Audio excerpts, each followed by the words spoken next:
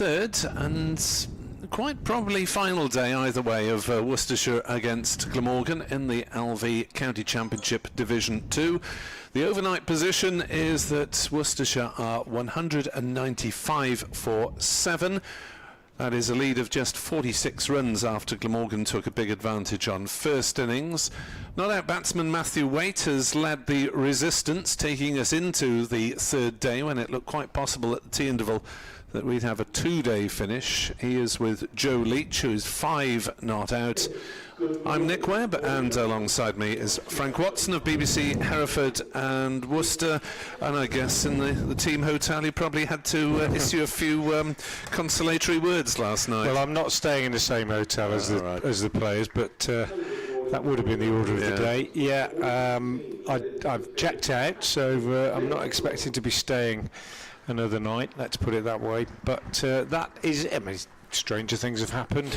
But already I think this represents something of a fight back, doesn't it, by Worcestershire to have recovered from where they did yesterday, mainly I would say thanks to Matthew Waite, but also 30s from Azza and Gareth Roderick. But yeah, it's a long way back. They're 46 ahead. If they can get that lead up beyond 100, then they might feel that you know, they've got something to bowl for, but on a pitch that hasn't done a great deal. There's no pace in it, is there, really? No. That's the big takeaway that I've got from talking to the players, and that's why we didn't see many slips in use yesterday, and they were doing what we were calling imaginative fields, setting fields with catches in front of the wicket rather than behind, and so it's unlikely that they could bowl Glamorgan out cheaply, but we'll have to wait and see. A lot depends on this pair. I think Joe Leach on 5, about to take strike, and Matthew Waite, who is now Worcestershire's leading run scorer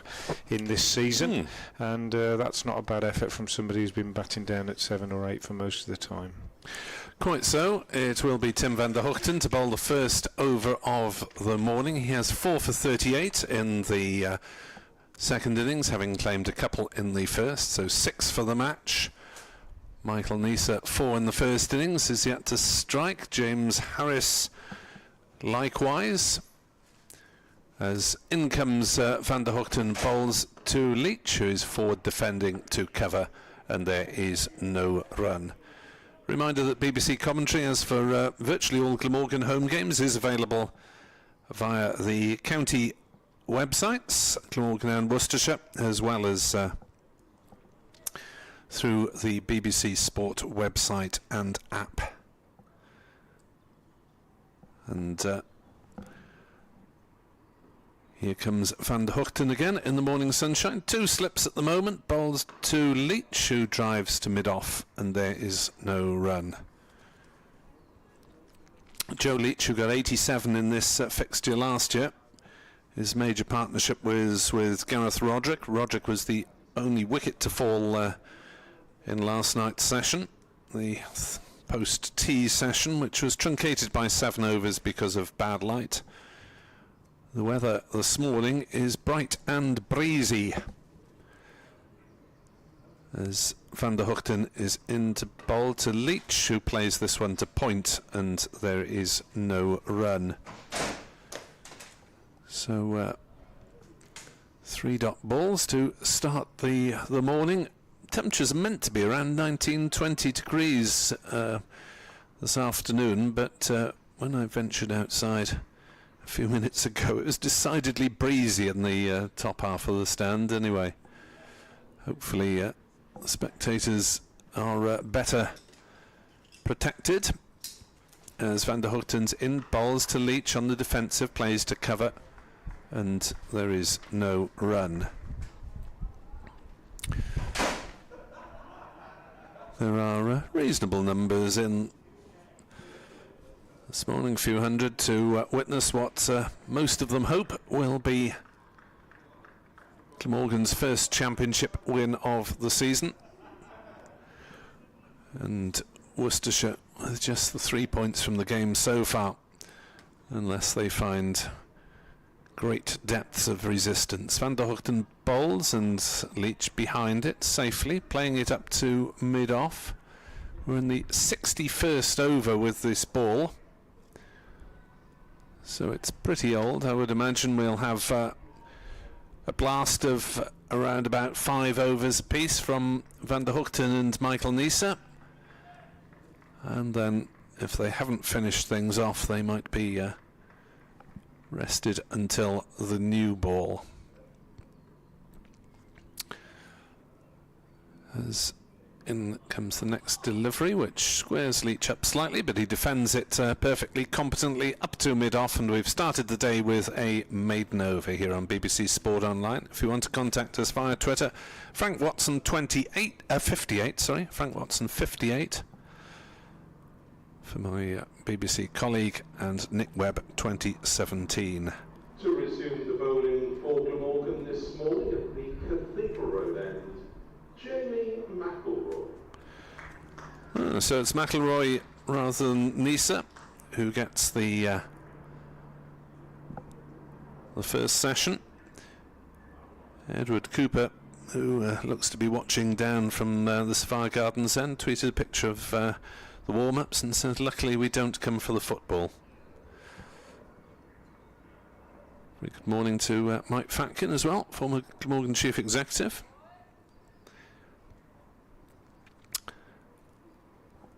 And good luck to everyone beginning their club season today. I know lots of fixtures have been scheduled, but obviously many of them have been rained off to date. So it's McElroy into bowl to Waite, and he's got him first ball. 195 for 8. Waite has been bowled for 45. McElroy gets his third wicket. Congratulations all round. He's delighted with that, and that a major blow struck by Glamorgan very early on. May have been a little inside edge, as it was yet another inside edge. That is the third of the innings, Frank Watson. Yeah. It says something about the pitch. It is the third of the innings, and well, I suppose when you're down, things go against you, and we saw Michael Nieser yesterday get a couple of inside edges back past the stumps, and they went for 4, and Worcestershire have done it 3 times, and all 3 have gone on to the stumps. So a bit of bad luck, but all credit to McElroy. He's bowled well in this innings. That's his third wicket, 3 for 26. Major blow, because Matthew Waite was the biggest hope that Worcestershire had, I think, of building a substantial or even a slightly substantial lead this morning. Joe Leach still out there, of course, but Waite has gone without adding to his overnight score, and it looks grim for Worcestershire now. It does indeed. McElroy easing his way into the first-class game. Had a couple of games at the very beginning and end of the season in first class in 21. Didn't really make much impression, and played a handful in white ball last year, where he did take wickets in the T20 and One Day Cup opportunities that he got relatively late in life, from the Pears area, born in Hereford, but considers himself Welsh. Lived most of his life over the border here. 195 for 8, and well bowled Jamie McElroy. Yeah, he's a bowler that I've seen a fair few times in Birmingham League cricket, Nick, over the years. Not recently, but 4 or 5 years ago when he was playing for Brockhampton, and they were in the same division as my club, Ombersley, when I was coaching. And yeah, he's worked hard at his game. Played a bit of minor counties for Herefordshire, I think, and has well bided his time and got his opportunity, and he's certainly taken it in this game, hasn't he? And in this innings in particular, 12.1 overs, 4 maidens, 3 for 26. Yeah, he's not lightning pace by any means, but just a bit more variety to the Glamorgan attack, who haven't had a left-arm seamer since Graham Wagg left. And Graham Wagg's in the Birmingham League now. Yeah, he is. I imagine he's still making his presence felt. McElroy into the new bat, Josh Tongue, who's forward and getting off the mark first ball with a thickish inside edge down to square leg, backward square. 196 for 8. Lead is 47. Yes, Graham Wagg, we managed to get him on board for one T20 commentary where he was as lively as entertaining as ever. Yes, I imagine, yeah. But remarkably, I found myself keeping wicket with a Wagg shirt in front of me, and it was his teenage lad last year in a Sunday friendly at Rogerstone, as that is driven by Leach on the leg side, and there's no run. Looks as though he could well be a useful cricketer, and we're getting to the age where I might see future generations of Glamorgan players, sons of people I've commentated on, popping up in the ranks in the next few years, depending on how long I keep going. Here's McIlroy in to bowl and beats the outside edge. Well, I had the horrible experience, Nick, of when I was coaching on the Warwickshire pathway a few years ago, and coaching the under-15s, and two boys, Ethan Brooks, who's played a bit in the first team at Warwickshire, and Henry, his brother, is currently on loan at Derbyshire. And I was chatting to them one day in the indoor school, and not only did I realise that I'd played with their dad, but I'd also played with their granddad. That was horrible. That was a horrible realisation. McIlroy is into bowl, and that's played by Leach to mid-off Nisa Fields, and there is no run. I was a youngster, and he was quite a veteran at that time, but even so. Well, I think one of the first county cricket games I saw as a young boy had a certain B.L. D'Oliveira on board for Worcestershire. Yeah. And we've got the same initials for his grandson, as that is played on the leg side by Leach towards mid-wicket, intercepted by north-east. One run and the vital wicket on in that over, 196 for 8, and the lead is 47. Yeah, disappointing from Worcestershire point of view. They've turned up this morning, obviously with some optimism, and they'll have chatted, and there was a feeling out there this morning that nothing's impossible, and that a good partnership from Joe Leach and Matthew Waite could have seen the lead past 3 figures, and who knows what could have happened. But any such optimism immediately punctured by Jamie McIlroy's first delivery this morning, as he found the inside edge of Matthew Waite's baton for the 3rd time in the innings, the ball going back onto the stumps, and Waite out without adding to his overnight score. Here's Van der Hoogten from the river end now into bowl to Tung, who is forward and pushing this out on the offside. 2 slips in place, and also 2 men catching on the leg side, one at short mid-wicket, one at a fairly short forward square leg. And Glamorgan smelling victory here. A very, very small smattering of spectators in the ground, no surprise there this morning. I doubt there will be many that have driven down from Worcester either. Here's Van der Hoogten in bowls, and Tung again is forward and pushing out on the offside. And really, it's fair to say, I think, that barring an hour after tea on each of the first 2 days, almost since the first morning, Worcestershire have been playing catch-up in this game, and it's been a pretty testing couple of days for them, and that continues as Van der Hoogten is in and bowls, and Tung is beaten outside the off stump, and that one dies on Chris Cook behind the stumps, and it's a horrible one for a keeper. He stopped it, but we're both done a bit of keeping in our time, Nick, and those are awful, aren't they, when they come at you like that? Bounced probably 5 or 6 feet in front of him. Yeah, just get your body in the way and your head out of the way. Yeah, absolutely, and he did well actually to stop it. He's kept very well. In particular, a couple of excellent one-handed low takes to his left spring to mind. Here's Van der Hoogten again in, and he bowls, and Tung is forward, pushing firmly back past the bowler up to mid-on. There's no run. It is a shame, isn't it, that the weekend will not see much cricket here. Always debates on the best days to stage county championship games. Yeah. Meanwhile, up at Derby, they're only just getting started, really, aren't they? After all the rain they've had and a truncated day yesterday. It's Van der Hookten again. He's in and he bowls, and Tongue drives nicely up to mid-off, full delivery. And again, there is no run. Tongue on 1, Leach on 5. 1 man out today, Matthew Waite, bowled via the inside edge by Jamie McElroy without adding to his overnight score of 45. Worcestershire lead by 47. And a change in the field. Man, that backward square leg, or forward square leg, goes to backward square leg, quite deep. Are we going to see a bouncer? Is he going to try and tempt Tongue into a hook shot?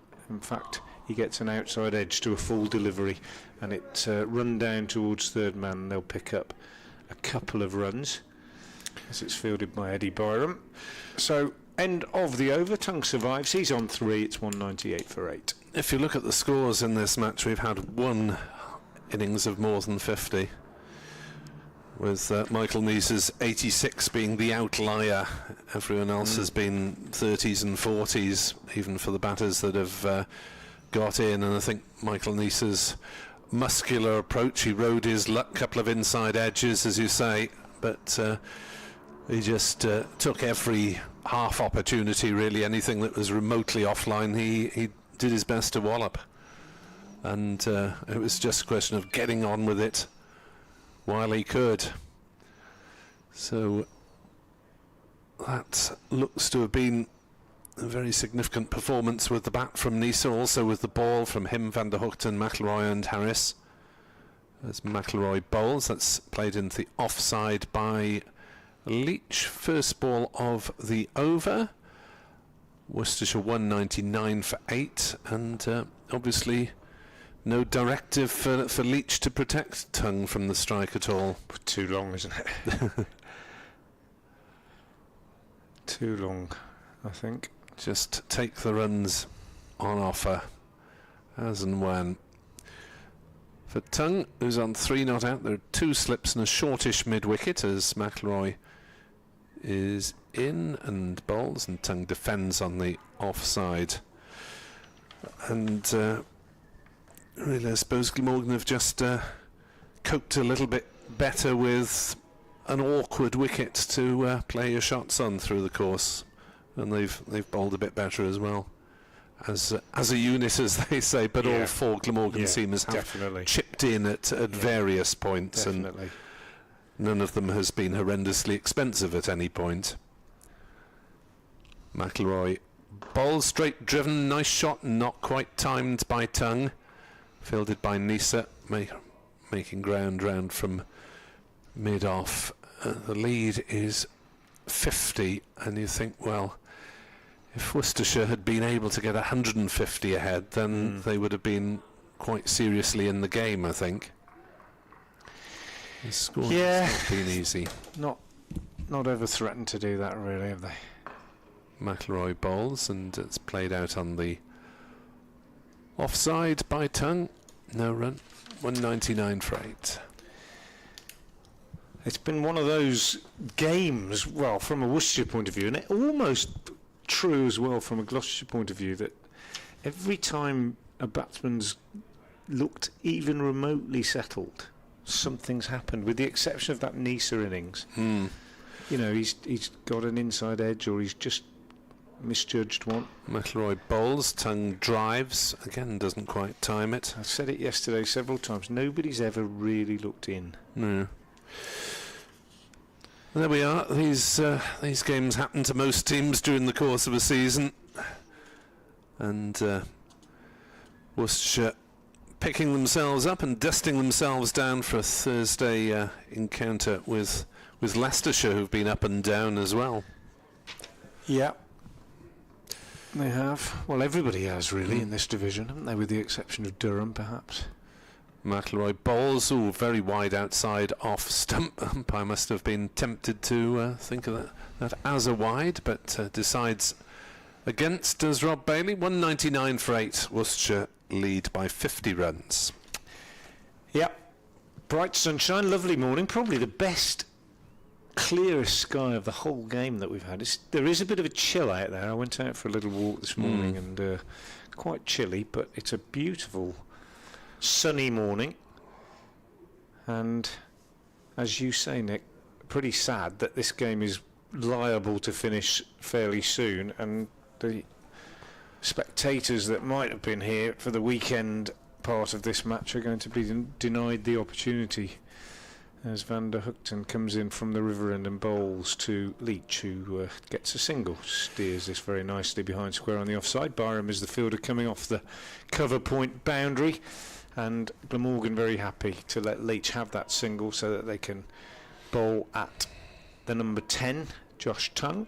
No absolute rabbit with the bat. Tongue, he's capable of holding an end up, but it's a long time to go, and they just need to plug away and be patient. That's what they'll have said to themselves, and they got that breakthrough in the second over of the day. That's what really would have buoyed the Glamorgan mood out there. So Van der Hoogten is in and bowls to Tongue, and he's getting a single, pushing out on the offside. Leach has to hurry, actually.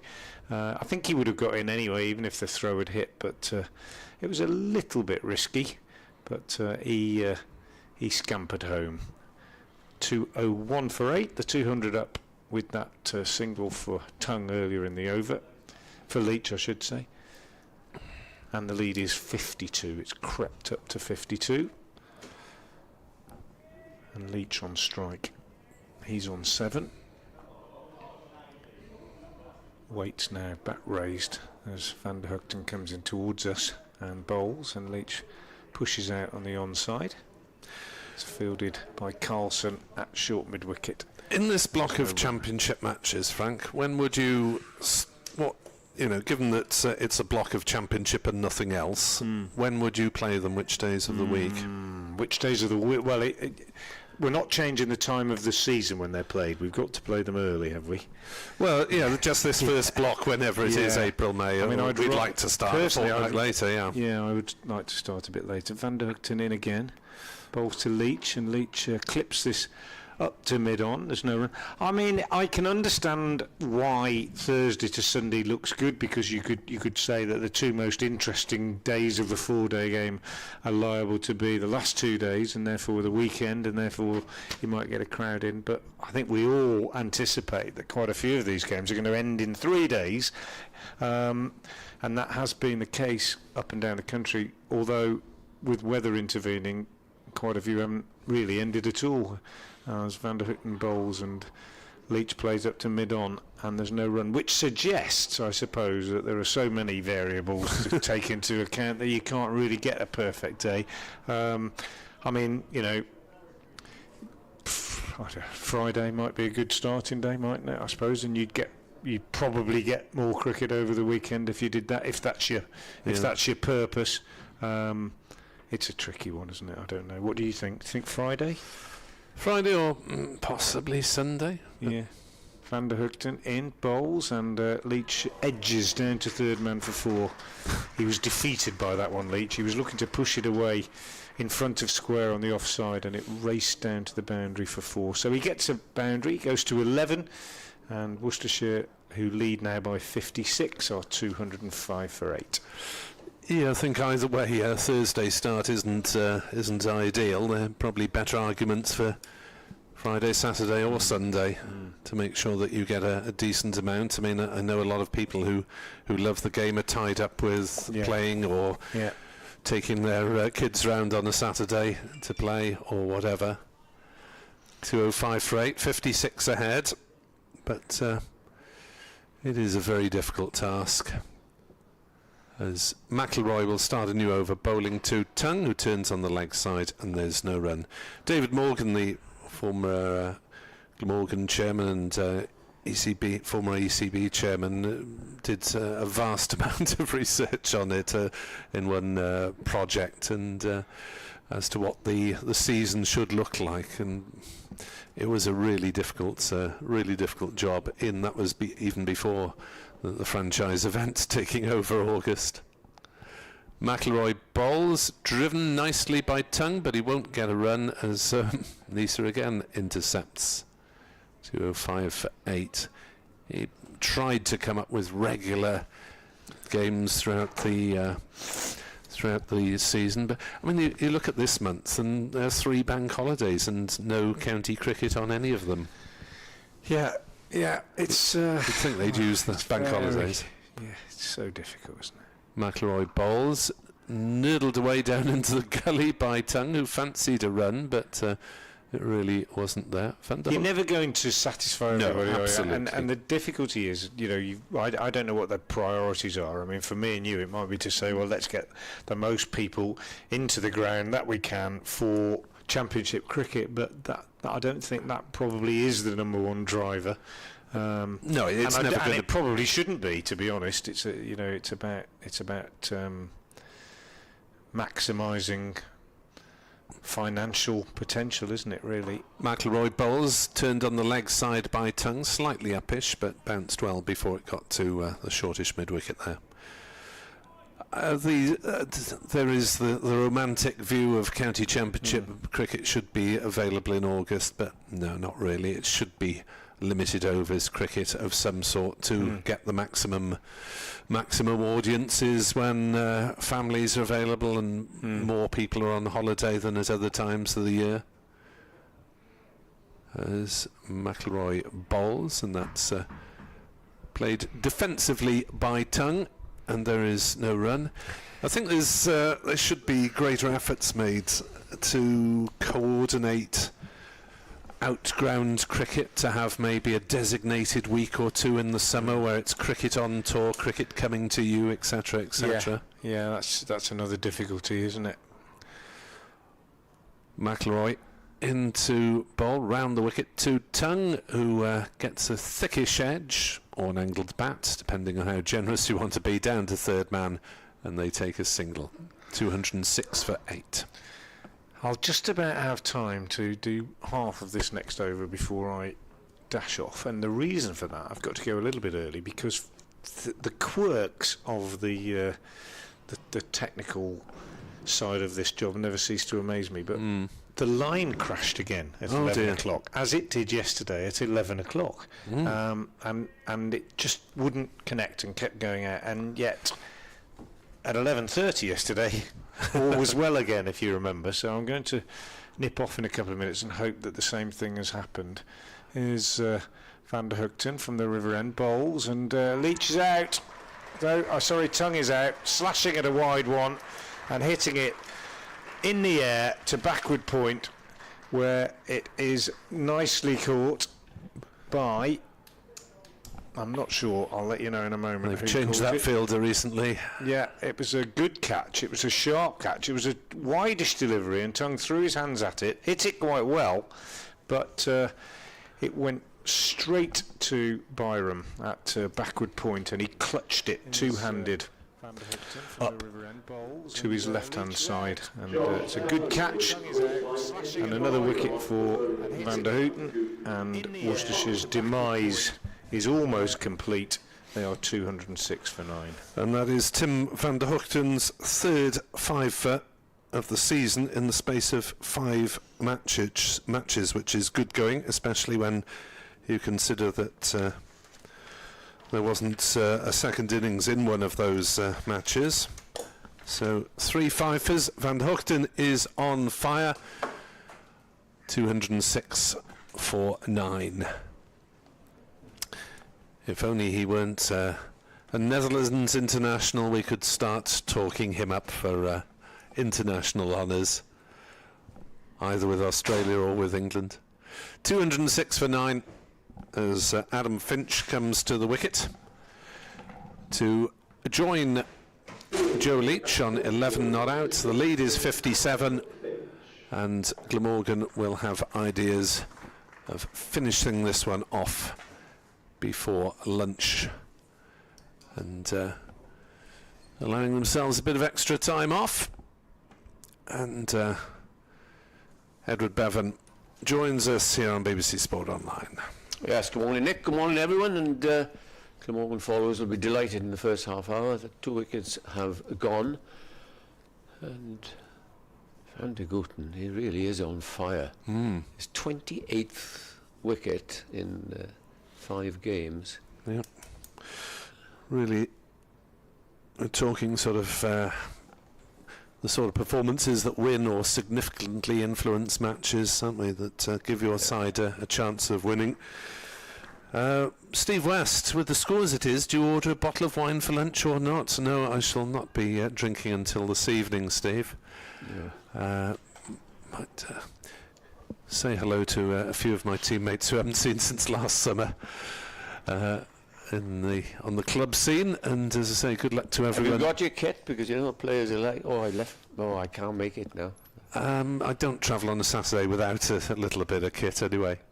Van der Hoogten is into bowl, and Finch jabs at it through. I wouldn't be there for the start of the match anyway. They start at 12:30 these days, but no. So if I turn up to a club match, I have my a little bit of playing kit in the boot, even if scramble it on.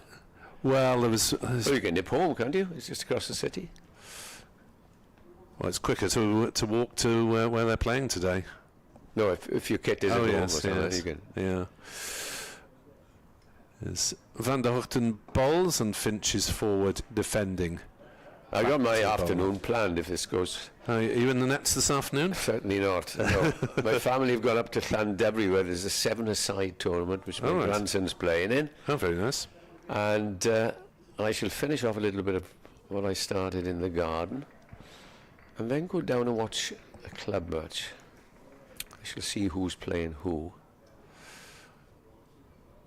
As Van der Hoogten bowls and Finch is on the defensive up to mid on, no run. 206 for 9, the lead, 57. What are your nearest club sides then? You've got Clydach, pretty strong side. You've got Alice Tower. They're in the same division, I believe. I think that's Division 2 Premier. Clydach were relegated last year, and I was watching McIlroy bowling for them last season because he was the pro from Glamorgan. And to catch up with a couple of mates. 5th ball of the over as Finch is off the mark, playing that one down towards backward point. Takes the single, 207 for 9. And I can walk. It only takes me 20 minutes to walk down there, so I can have a glass of lemonade afterwards. Very nice. So that's my plan, but let's see. Something might come up.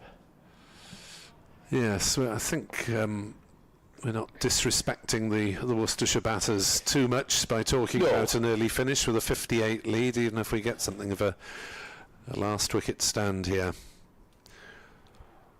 As Van der Hoogten bowls and Leach drives into covers, scrambling half stop which diverts the ball to mid-off northeast, palmed it up towards the mid-off fielder. There was no run, 207 for 9.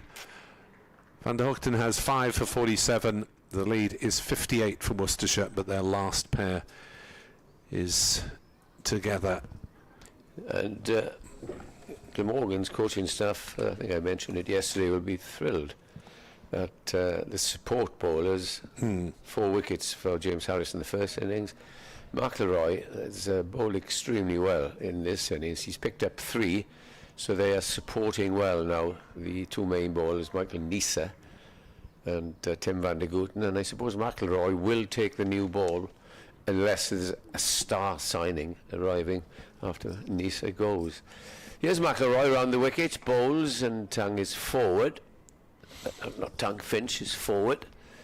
And he'll, I don't know, what he'll have to do, perhaps just prop and cop. In other words, he'll just try and hold his own there and hope that Leach can hit a few boundaries.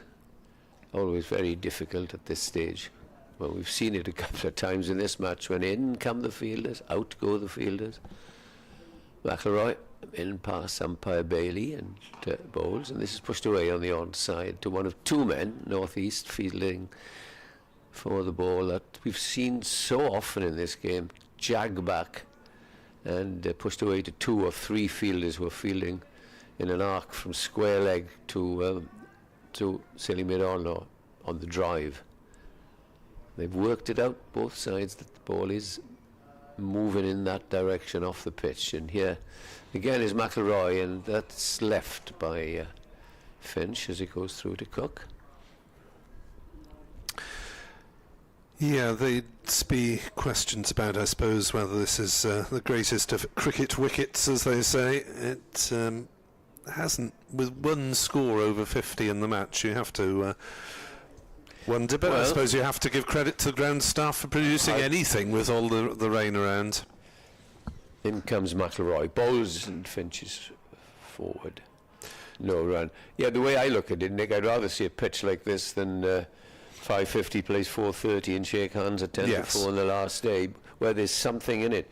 There's never anything for the poor spinners these days. No. Just talking to the former Glamorgan spinner, Dean Koska, and he was bemoaning the fact, of course, as we do, that we don't get spinners in the game.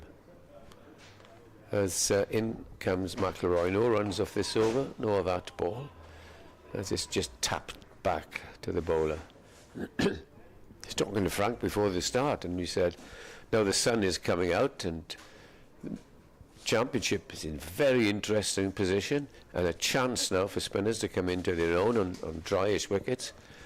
We leave championship cricket and we straight into T20, which doesn't make a lot of sense, but there we are. McIlroy in, round the wicket, bowls, and is just pushed back down the pitch, and there is no run. A maiden who's extremely well, McIlroy, bowling a tight line, and the score remains in 217 for 9, and the lead is 58. So Glamorgan doing their best to finish things off fairly quickly. 58 the lead, and theoretically 88 overs remain in the day's play. Edward Bevan is still on drugs by the look of it. Pardon? To qualify. Cough medicine. Yeah. Here comes Van der Hoogten to bowl to Leach, and he flicks that away on the leg side, but Glamorgan do have a deep square. Billy Root, and there is just a single. So Leach moves on to 12, and Finch will have to do his best. Gentleman passed me this morning, gentleman, and he said, enjoying the commentary up there throughout the game. Well done. Oh, which was rather nice, so congratulations to all of us. The three of us. It's been enjoyable 2 and a bit days, if not for Worcestershire listeners, as forward props Finch defending to cover, and there is no run. We've got a, I think we might as well, you know about it more than I, Nick. Sport music programme starting next week. I think we might push it, don't you? Yes, there'll be on BBC Radio Wales. There will be sporting input with Rob Phillips and Molly Stevens playing some of their favourite tunes, and with updates on sporting events around the country. As that is turned on the leg side, so look out for that as Finch has a dot ball there. Interesting to hear you playing some of their favourite music. I think Mr. Phillips's music will perhaps be different to Molly's music. Yeah, I think Rob might have to be toned down a little bit. Some of his stuff is a little bit hardcore. Morning, Rob, if you're listening. So I look forward to listening to that in the garden when we have a Saturday off. As in comes Van der Hoogten, and bowls, and Finch defends up to mid-off, and there is no run. Of course, there are a lot of sporting things going on a Saturday afternoon, you know, when football finishes, rugby. But there's athletics, there's golf, there's, you know, you've got cricket, lots of things you can dip into, and also have some music. So I applaud that decision. Yeah, nice to have that option back on a Saturday afternoon. Yes. As Van der Hoogten bowls and Finch defends. Won't be a lot of Glamorgan cricket on for some periods of the summer on a Saturday, because the T20 schedule tends to be Friday night, Sunday, which is fair enough. But of course, you'll be able to follow all those games on the BBC Sport website and app. Some of them BBC Wales productions, and some of them will be sharing with our English local radio colleagues, depending on facilities and resources at various grounds. Yes. We're sharing again with Somerset probably. at Taunton because they're just developing, but that should change, I'm told. Van der Hoogten bowls, and Finch is forward up to mid-on, and there's no run. 208 for 9. The lead is 59 runs for the visitors. Yeah, it's all gone very quiet at the moment, and probably Leach is respecting Adam Finch, his ability to just defend, and if the odd ball does come along, then Leach might just have a crack. But he's a little between the devil and the deep blue sea, because the lead is 59. I think that he's got to take a little chance, because you might, as we've seen in this innings a couple of times, get an inside edge, even if you just prod him forward. So perhaps he'll think, well, short boundary away to the leg side, I might as well take a chance with such a small lead. There's Jamie McElroy with excellent figures of 3 for 29 of 16 overs, and just remember that 4 of those were overthrows. So they really are good figures as he comes round the wicket and bowls, and Leach is a big peeler caught at the wicket, but it didn't go on, if you know what I mean. It was just up and nobody running forward, and well bowled and well caught and all that. Yeah. It was just, it flicked perhaps a shirt or figures as he comes round on the way through. Let's have a look at the replay. It was the thigh, I think, thigh pad. Yeah. So Chris Cook would have seen the deviation and just gone up automatically. Good decision by Mr. Bailey. Good decision to send the third man back here too, on about nearly back to the boundary. Then comes the next ball down the leg side. Poor delivery then for once.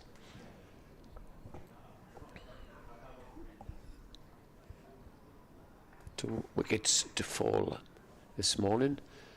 Matthew Waite, who'd played so well yesterday, as he'd done in the 2 innings, was caught by Cook off an inside edge of the bowler McElroy for 45, and then Tim van der Gooten picking up his 5th wicket of the innings when Tang got a short delivery, slapped it straight to Byram at cover. That again is down the leg side, and he's not finding his line in this over. And there may be a time, Nick, for a little bit of Mr. Nisa, who, like last week in the second innings at Headingley, didn't take a wicket, and lo and behold, he hasn't taken a wicket in this innings. No, he's had enough influence on the game in the first part, I suppose, with his 86 and 4 for 40. Plenty of top order wickets there. Yeah. Where he dismissed Pollock, Haynes, D'Oliveira and Waite in the first innings. Not going to grumble at 11 wickets in 2 games, are you? Certainly not. Second slip comes back in from third man.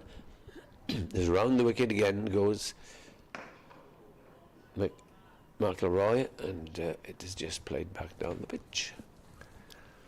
So these two have been bowling for 40 minutes, perhaps one more each. Or interesting to read your piece this morning, Nick, where in the interview with McElroy, where Man has talked himself on, as we suspected here. I think we were calling for him as well, to be fair. McElroy over the wicket this time. It still drifts down the leg side, and it's helped on its way down to steep square leg. They cross for a single, and it'll be 1 ball to negotiate. Yeah, even the presence of Labuschagne is always bouncing round in the field, isn't he? And Never stops, does he? Chipping in with views and suggestions, and always expecting a wicket, whether he's bowling well or not. Now, he and the umpire who retired last year, Nick Cook, will be in great partnership, because Cookie was looking round all the time for somebody to talk to. McIlroy defends the over. This is clipped away in the air. That might just go over for 6. Yes, it has. Lovely pickup shot there by Joe Leach. First 6 of the game. And as Frank says, first 6 of the game, which is a little bit surprising, being the short boundary. But he picked it up perfectly, and it sailed over the mid-wicket boundary, which, as I mentioned at the start of the over, or middle of the over rather, we might be having a change with Mr. Nisa bracing himself for a bowl. So the lead is 67, and just going up nicely perhaps for Worcestershire. That was an important blow, that. Well, we've got James Harris, as you probably heard, coming on at the river end. Hasn't taken a wicket in this innings, and possibly it'll be a double change. Yeah, would have thought so. Van der Hoogten has wandered off to mid-on. Glamorgan still with the 2 slips, Lloyd and Labuschagne. They've got a point, a cover, a mid-off, mid-on, shortish mid-wicket, square leg and fine leg. There's Harris right up, medium fast in, bowls, played hard into the offside by Finch, a half stop by Byram. They'll collect 1 and they'll settle for the single to leave Joe Leach on strike. I was amazed when Frank mentioned that it's the first 6 of the game. You would have thought with the short wicket, the short boundary on the one side towards the grandstand, that there'd be more 6s than average, but no one's really got in long enough to play big shots apart from Michael Nisa, or had the confidence to try those big shots. Harris to Leach, shortish ball pulled away by Leach. They'll take a single down to Billy Root at backward square, coming in off the boundary. Root throwing and bowling right arm, despite batting left-handed. Now then, I can see and I can tell you that Mr. Marnus Labuschagne has been twirling his arms over. Don't know whether he's been calling David Lloyd, but he's having a word with him now. He's back in the slip area, having been a short third man. That, to me, would be a good move. In comes Harris, bowls, Leach forces through the leg side. Nice shot, he's timed that one well. Van der Hoogten is off in pursuit and gives up the pursuit at wide long on. A good shot for number 11, brings Worcestershire on to double Nelson, 222 for 9. The lead is 73. Yes, and 73 all around, anywhere around 100. Glamorgan will think that it'll be pretty easy going, but I know it's a long way to go. Once it goes 140, 150, you start just twitching. Yeah, but while that lead is under 3 figures, Glamorgan will be absolutely confident as Harris bowls, and back on his stumps goes Finch. Defends back to the bowler. I wonder if the decision to postpone Nisa to first change is just in case the other bowlers could finish them off, because Nisa has had quite a heavy workload, hasn't he? He's likely to be playing. We hope he'll be playing his 5th match in as many weeks when Glamorgan face Sussex. As forward comes Finch and defends back to the bowler. Yeah, you say that. He'll probably be the only one. All the other bowlers have rotated around the counties. Begs the question. Van der Hoogten's played all 5, don't forget. Yes, and I think that he will definitely play down at Hove against Steve Smith. Then that begs the question, does he play the following Friday in the opening T20 game? He might think that he's due for a rest. Harris bounds in towards us from the river end and bowls, and forward stretches the tall figure of Finch, plays to cover, and there's no run. 222 for 9. Worcestershire making gentle progress with 6 off that over. They lead by 73. I think we can go back and say that one year Labuschagne and Colin Ingram played together and Nisa didn't. Was that 2 years ago or 3 years ago? I'm not sure Yeah, if they Labuschagne did- will be available for No, the any of the T20, to be honest, with the Australians playing that match against India in early June. When's that? Oh, it is Labuschagne, you're right. I saw him turning his arm vigorously, and he will be bowling from this end and hoping to finish the innings off. And it'll be a good battle now between him and Joe Leach. Will be eyeing that. Just look at that. How many on the fence there? There's 4 on the fence. Deep backward square leg, cow corner, and a long on for Mr. Leach, and he will take the run, I would have thought, even if he hits a single down there. Trust his partner. Anyway, here is Labuschagne. With this field, he's going to bowl off breaks, I would have thought, like he did yesterday, but you just never know, do you? Here he is then. He's over the wicket and bowls, and that's gone high in the air, and that's cleared everything. No, it doesn't quite clear the fence. It's 4 runs. Swept outside off stump, and here he is then. Leach is going to go on the attack. Well outside off stump there, but he knew that if he hit it well, it would. I thought it had cleared everything, but despite those 3 men there, and the lead goes up now to 77. Yep. Worcestershire supporters might get a little entertainment for a few minutes. And another one goes out there. 5 back on the leg side. Here's Labuschagne round the wicket, bowls again, and he has to get down there and kept a little bit low and just sweeps it away to deep mid-wicket and gets a single, which brings Finch up to face. Will he have a go as well, I wonder? Or will he just block it I out? think Leach is saying to him, look, pick him out, leave it to me. Just push forward. Yeah, it doesn't appear to be turning much, if at all. Leach has moved on to 24. This little partnership, annoying for Glamorgan. The last wicket fell at, what was it? 206. 6. So this is put on 20. He's put up 21 runs. One of the fielders is having the pads on and probably come into short leg or bat pad on the offside. And you'll don a helmet in just a moment. So this is a conventional off spinners field now with 3 saving 1 and a short leg.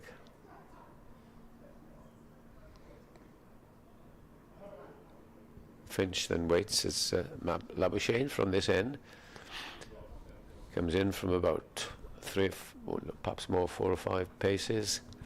Stuttered in his run up then. Now he's ready. In he comes and bowls to Finch. Finch is playing it away to backward point. There's no run. Finn McCool on Twitter, excellent all-round performance. Tim van der Hoogten in the form of his life, if only we hadn't let the Yorkies off the hook. Labuschagne in, bowls again, forward. Comes Finch, and there's no run. 2 balls left of this over, and it looks as if the order from the senior batsman was, don't try anything against Labuschagne, leave him to me. Next ball is pushed back. Nothing in it for spin, is there? No, it really isn't doing much at all. Back they go. On the boundary, saying to Finch, fancy a single? And Finch responds by going, no thank you.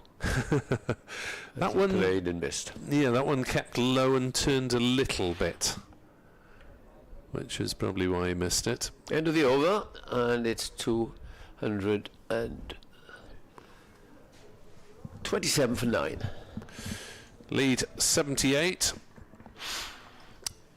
Just to nudge it up over 3 figures would be the imminent target for Finch and Leach. But the Worcestershire fight back. Well, unless these two can produce something, their efforts in this innings coming a little bit late from 112 for 6 at one point.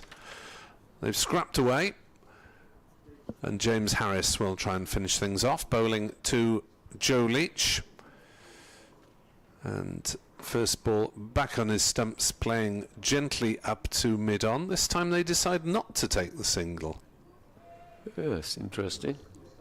Joe Leach, number 9, is rather surprising. He's too good a batsman, I feel, to be down there. But I suppose he's got a workload. He opens the bowling as well.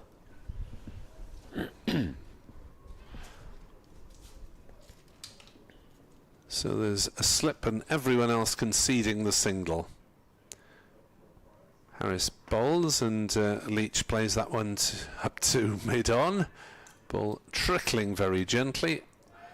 It's a gentleman down there, about half a dozen rows back to our right, has got the most magnificent Hawaiian stroke sort of Barbados shirt on, which he's brought out into the sunshine. You look fine in one of those, Nick. It really is a splendid shirt, and he's sitting in the sun and enjoying his Saturday morning. As Harris is in to bowl and Leach turns it again up towards long on. There was a very long single available there as Van der Hoogten picks it up, but they made absolutely no attempt off the first 3 balls of the over to run the single. Now there's a consultation between the batters. Do we take the single now? Probably. What do we? 4th ball. One fielder comes in towards mid-wicket. Rest creep a little closer as Harris bowls, and that's driven back towards the bowler, and Harris half stops it in his follow-through to prevent the single there. Now most of them will come in. Oh, we've seen this cat and mouse so often, and it doesn't always work for anyone, does it? No, but he could clout it over the infield for 4 or 6. That's what Nisa did when he Leach was bowling to him and they brought the field in. He went 4-4. Tend to think unless you've got a really established batsman and a real duffer at 11, then the teams possibly overthink these things. Yes, I agree. Harris into Leach down leg side, diving take by Cook, no contact made. I think that was on purpose, making it very difficult when you sling one down there in 4-day cricket. Yeah, what's next? The short ball? Yeah. Or another one down leg, or one hidden outside off. If Harris is quick enough, you know, because he'll have to bang it in because he's of a pace that might be inviting. Well, they've got square leg and fine leg back. If there is a miss hook as Harris bowls, bowls him! Leach has gone for 24. Worcestershire are 227 all out, and Glamorgan will need 79 runs to win this match. Joe Leach again trying to smash one through the leg side, I think looking to hit over the field, and his stumps were disturbed.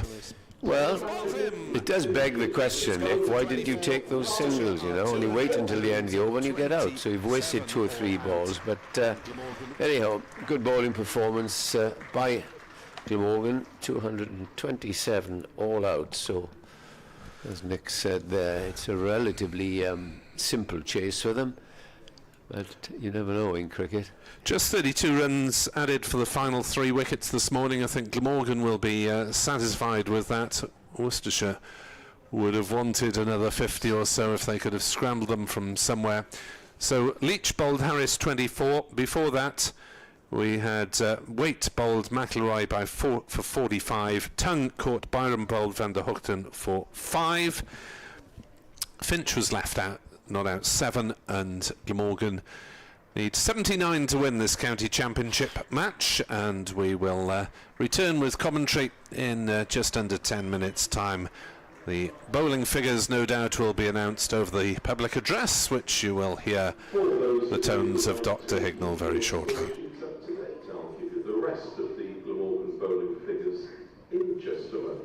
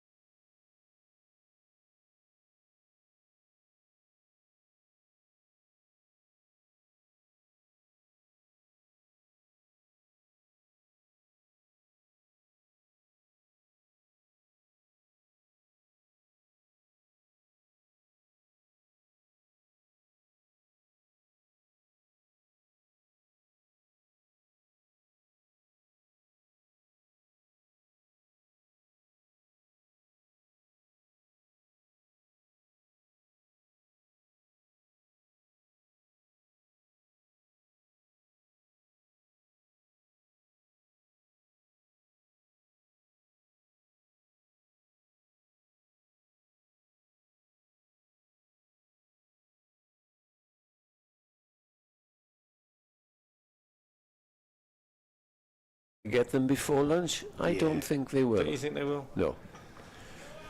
Because if you get accurate seam bowling on this pitch with the pitches, It's not that kind of pitch, is it really? you don't want to throw it away. No, you're right. No, probably about 2:30, 3 o'clock. In comes Leach. He goes around the wicket to the left-handed Byram, who pushes away on the onside, and it's fielded mid-on. And there is no run. Sprinkling of well, more than a sprinkling in front of us, and a few at the far end coming in to see the last rites. Pity, really, Frank, that there's a day and a half remaining. Yeah, we were talking about this before. It's such a shame, isn't it? That, Rain has interfered Yeah. this year so much, and now we get 5 days. and there won't be anybody here. Last ball of the over is bowled to Byron, who pushes up to mid-off, and there's no run. End of the over, and Glamorgan chasing 79. I won without loss. The run scored by David Lloyd. Well, I'm done on my updates. Apparently today they've got some sort of European special or something on BBC from Worcester, so that'll do for today. So I haven't got too much to worry about, other than just hoping that Worcestershire make Glamorgan work for every run here. I think that's what it's all. Eurovision on today, is it? Well, been on all week, isn't it? That's what they tell me. Remember when it used to be one night? And good fun. Terry Wogan, bless him. I think it was him, wasn't it? Yeah, I think he did for a while. Anyway, Adam Finch is going to bowl, having got his first fiver in the first innings, and I thought he batted quite well this morning. Did. In support of Joe Leach, and he comes in now to bowl to the Glamorgan captain David Lloyd, and his first ball is very full and driven very sweetly by Lloyd, but straight to Matthew Waite at mid-on, and there's no addition. Yeah, so Finch, for those of us, those people watching, listening that weren't with us in the early part of the game, picked up his first ever fifer in the first innings, 5 for 74 off 20 overs, and that after a pretty ordinary first spell where he was over pitching and got driven down the ground. His first 4 overs went for 23. In he comes now, good length, and Lloyd pushes out on the offside. So thereafter, he's picked up, 5 for 51 in 16 overs. That was a pretty good effort on this pitch for a seam bowler. And had a chat with him on last night after play, and I thought he was quite level-headed about it. Talked very sensibly about what he tried to do and how the pitch hadn't really helped the seamers in terms of bringing the slips into play. They'd had to sort of bowl at the stumps, really, is what it's all about. Never a bad policy. He's in again now and bowls, and Lloyd pushes out on the offside, takes a quick single, has to hurry, but gets in. Rather wayward throw, actually, coming in from Tongue. Had he hit the stumps, it might have been close. As it is, they were almost overthrows, but good bit of backing up done by Cornell. 2 without loss. Lloyd has both those 2. Byram not yet off the mark and still on a pair. Certainly. And you mentioned there that it didn't bring the slips into play, where Nisa, of course, and Van der Gooten did in the first couple of hours on the first day. When the ball was moving around. Yeah, but thereafter it hasn't been that kind of pitch. I think the best ploy is to bang it in back of a length and let them work hard for runs. Well, that's right. And you know, focus on keeping it in the good areas and making the batsman make a mistake. And we saw that happen in the Worcestershire innings, the second innings, with 2 or 3 drag-ons from the inside edge. Here's Finch bowling to Byram. He's in, bowls, and Byram is off the mark with a lovely shot, over-pitched on leg stump and clipped it through mid-wicket. A gift, really, for the left-hander, and he's away. 6 without loss, and 79 the target, remember, in this innings. You an areas man, are you? Well, not really. I know. It's a lazy thing to say, isn't it? I suppose I know what you mean, but there's nothing wrong with saying that's come get in the ball last in the right 7 or 8 place. years, Is what we always would have said, isn't it? Get the ball in the right place. Get it on the length. But now it's good areas is what I tend to say, isn't it? I agree with you. It is a bit lazy. is Finch again, bowls, and that's beautifully driven. Glorious shot that Byron. was. That really is. Shot to the match. Somehow a cover drive like that just looks a little bit better when it's a left-hander. You're absolutely glorious, wasn't it? In the slot, to be fair. I mean, absolutely in the slot, but just leaned into it. Didn't get his front foot too close to the ball and just had to rip. I always remember Ron Headley used to say that. You know, when you drive, he was a glorious driver. Sometimes if you get your front foot too close to the ball, it doesn't flow quite as nicely. But that was just perfect. Finch in again, bowls. Byram turns this on the onside, and it's fielded at mid-wicket by Cornwall. That's the end of the over. 10 without loss. Byram's moved sweetly onto 8 with a beautiful shot either side of the wicket. Lloyd has 2, and we're on the way. Glamorgan I think 79 to what win. Teddy Byram should do is come up here after the game and say, "Excuse me, chap, do you think you could give me that little clip of that 4 I hit through extra cover, and I'd like to show it to my children and grandchildren and tell them how your dad used to play." Here's Leach to start his second over, bows to Lloyd, who plays forward up to mid-off. And if you could possibly give me a still of the moment of contact, and I'll weatherproof it and have it on my gravestone. What a shot. It was glorious, wasn't it? It doesn't get any better, does it? No, we all say that, left-handers. You think of David Gower, and many years ago, Neil Harvey. I've seen films of him. Magnificent cover drive. Yeah. There is something about a left-hander, and Ron Headley, I can just remember. Well, it's just son of the great man. Follow through as well. Yeah, indeed. Leach bowls. Lloyd is hitting the pad. There's a big LBW which is turned down by the umpire, and you would expect Worcestershire would go up for everything, because if you want to try and cause a huge shock here, You've got to ask. He thought that was out, Leach, didn't he? He's very disappointed. Might have to have a look at the replay. He was, to be fair, I think he was on his way down the pitch a little bit as well, Lloyd. But he isn't a big man, is he? No. That obviously moved off the pitch and deceived him, but I don't think we're having the... We're not going to have a replay, are we? Replay, no. I'm always a bit dubious when they don't show a replay. Especially the home side. Here's Leach again, bows to Lloyd. Lloyd into line and plays it up to mid-on. Do you know, you find that around the counties? I found it. Yeah, maybe. That must have been close. You won't be able to show that. Yeah. Maybe. Well, anyway, at the end of the day, the umpire's the one that counts. But I just thought Joe's body language suggested that he really fancied that one. But as you say, bowlers think it's out. Yeah, and in these circumstances, you're really going to hope, aren't you? Leach bowls, Lloyd is on the back foot there, and he got a nick on that one, I think. Leach gets very excited because he got a thick inside edge onto pad. So a little bit of trouble from Leach now. He does get excited, but he's not full of histrionics, Joe. Generally, I think you can often read quite a lot into the way that he reacts, and on that occasion I'm absolutely sure it was because he got an inside nick, the hands on the head and the sort of heavy sigh. Here's the next ball. That's a nice looking shot, but mid off there, coming up very quickly. But he's not one for, overly overt histrionics, I don't think, for the most part. There was once a Glamorgan fast bowler, I shan't name him obviously, and the umpire was standing, and the Glamorgan fast bowler, huge appeal for a leg before, to which the umpire said, "Not out." They'll just break off as Leach comes in. Bows to Lloyd. Lloyd is forward, plays it into the covers. Good over this, no run.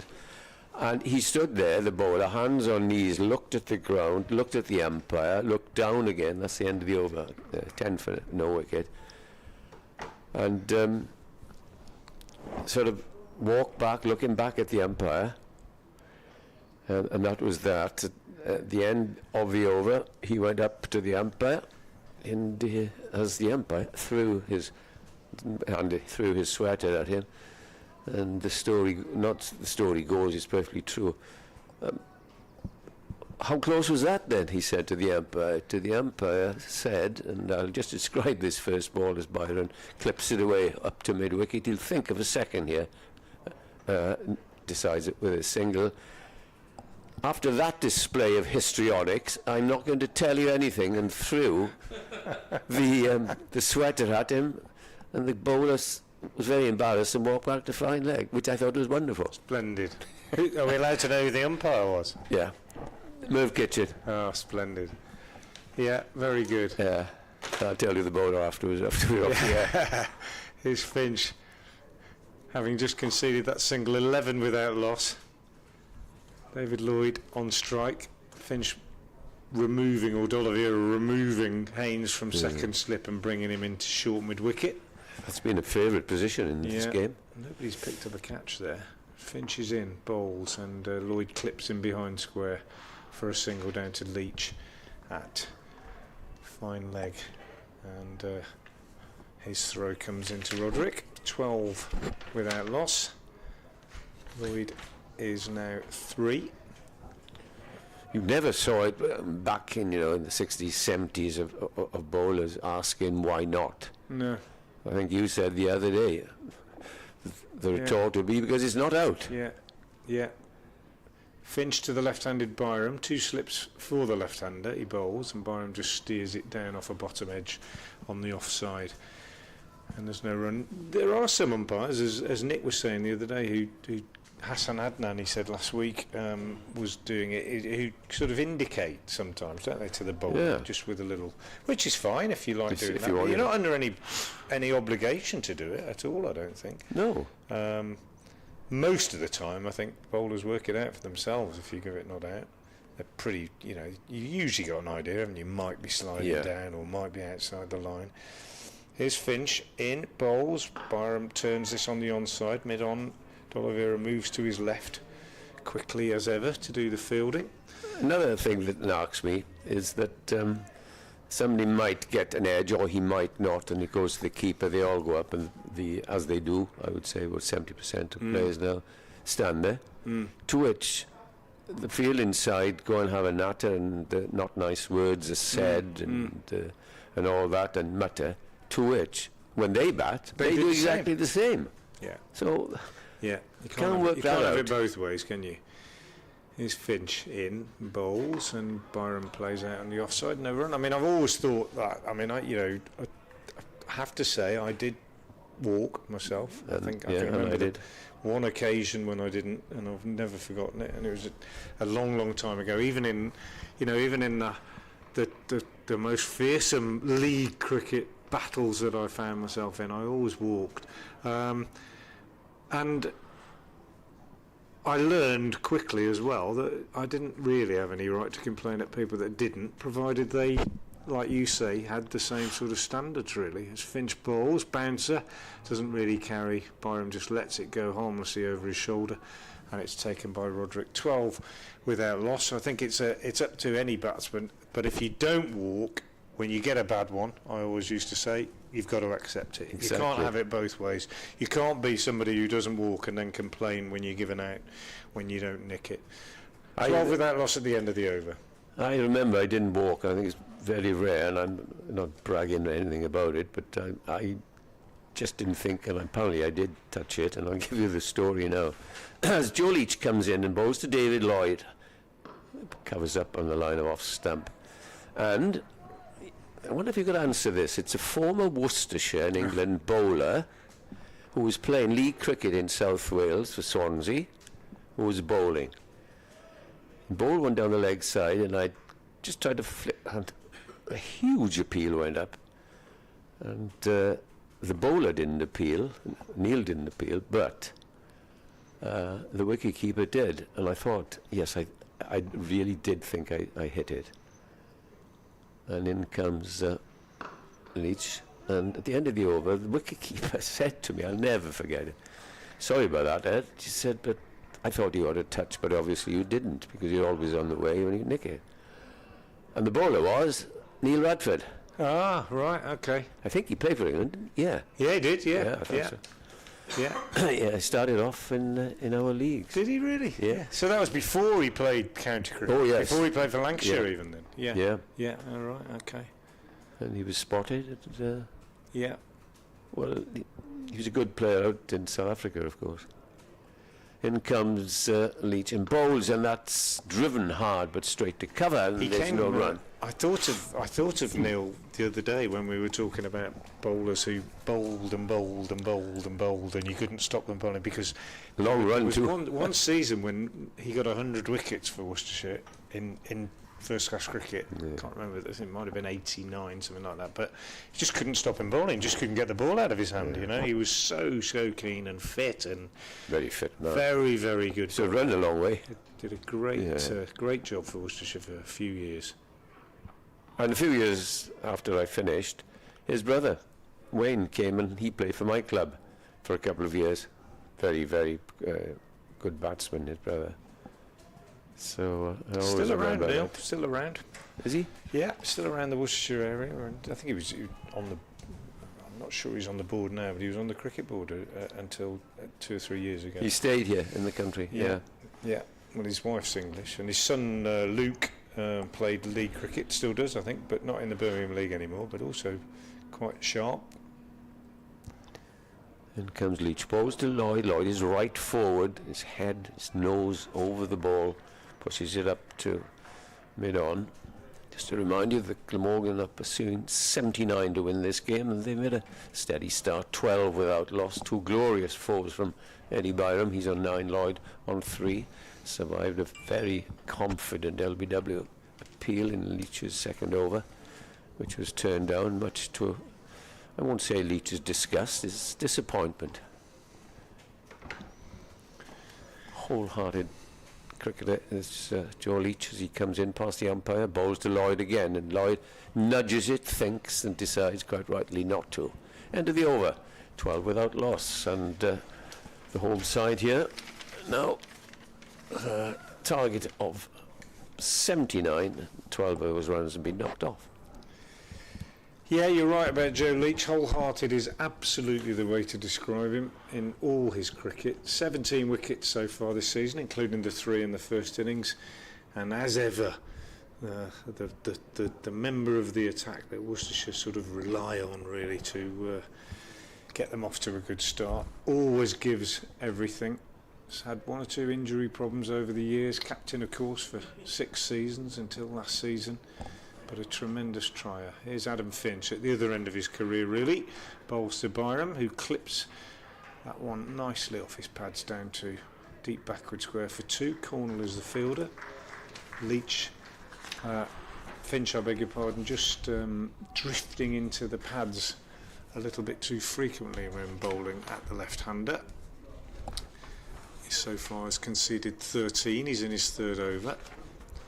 6th over of the innings, 79 the target for victory, 14 without loss. Finch in again to the left-handed Byram in bright sunshine, bowls, and that's outside the off stump this time, and a sweet square drive from Byram, but straight to the fielder at cover point. 81 and a 51 to Byron this season. Missed the match last week at Headingley because he woke up with a back spasm, as did Jake Libby, of course, for Worcestershire in this game. And I think he's been a good acquisition for Glamorgan. Yeah. He got 100 at New Road last year, I think, Byram. Nick might remember a bit better than I do, but I'm pretty sure he did. Played very well. Here's Finch in, short, and he swivels and pulls this away to deep backward square leg. Finch not bowling Easy single. quite as well as he bowled at first innings. No, he hasn't quite settled, has he, on this occasion. 15 without loss with that single. Byram goes to 12. Lloyd has 3. And the skipper it is who will be on strike. As Finch turns and comes in now. One slip in place, bowls, and Lloyd whips this off his pads, times it really nicely out to backward square leg, picks up No, single. Eddie Byron last year got 57 and 32 at New Oh, Road. right, okay. Well, Colin Ingram got 100 to right. help to win the game. I knew he got some runs anyway. Yeah. He played pretty well, I think. And he got 67 down here, so yes, you're right. 16 without loss as Finch comes into Byram. And Byram is in the runs again, just tickling this one off his hip. Down to fine leg. Azar is the fielder down there. And through he goes for another single. Runs are coming pretty comfortably for this pair at the moment. Just that one scare when there was a big shout for LBW against Lloyd, against Leach. But apart from that, fairly untroubled progress. 17 without loss. And a further 62 required to wrap up a first victory of the season for Glamorgan in the Championship. Here's Finch in, bowls, and Lloyd is beaten. That's an absolute beauty. Finch bowled that, it's bounced, left him a little bit off the seam and climbed through to Roderick, and that's the sort of ball that Finch bowls and presumably thinks, why can't I do that every time? Because that was an absolute jaffer. Yeah, I think that's the sort of ball that dismissed, I think it was James Harris, wasn't it? Exactly what I was going to say. In the first innings where he went, yeah, nothing he could do about it. A real beauty, absolute beauty. Yeah.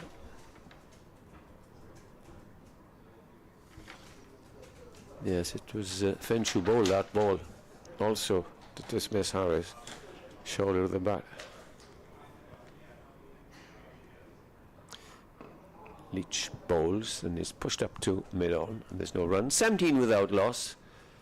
Just 62 now to win this game. Morgan, if they do win it, as they should, it'll be their first success of the championship season. And had they won that game last week at Yorkshire, if they looked like doing for much of the game, then they would have been flying high. Round the wicket he comes to Byron. Leach, and that's clipped away to mid-wicket for a single. Nothing really in it for the seamers. We were discussing this pitch earlier on, Frank, and I thought I'd rather see a pitch like this than 550 plays 380. Oh yeah, I'd agree with that. Makes the batsman think a bit. Yeah, I definitely agree with that. I think it's been an interesting game of cricket. Toss helped. Yeah, but yeah, it sometimes just can be just too dull, can't it? If it's too flat. I'm not going to ask Nick to comment on a game they had 2 years ago at the Oval. What were the scores, Nick? 1,400 runs for 10 wickets. In 2 days. Yeah. Then we had a beauty down here against Northants, who scored 700 a couple of years ago. Well, we had a couple of games at New Road 2 seasons ago where the game, advanced to a position where there was a chance of victory, and then no wickets at all fell on the last day. None whatsoever. Wicket just gets better. It happened in 2 games, yeah. Extraordinary. Here's Leach.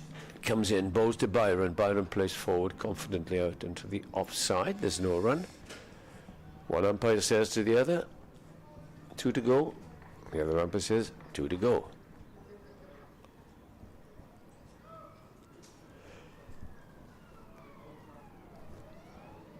Good to see Gunnar Gould, Ian Gould, the former Test match umpire, here. He's got a mentoring job with the umpires through the ECB. Been here for a couple of days. As we watch Leach come in, bowl to Byron. Byron is forward. Plays it away on the onside. There's no run. 1 ball to complete this over.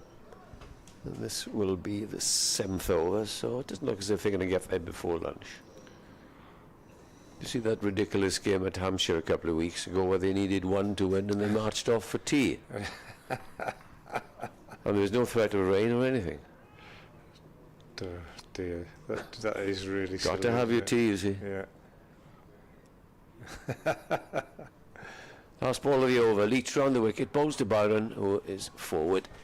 End of the over, Glamorgan. The quest of 79 runs, a 19 without loss.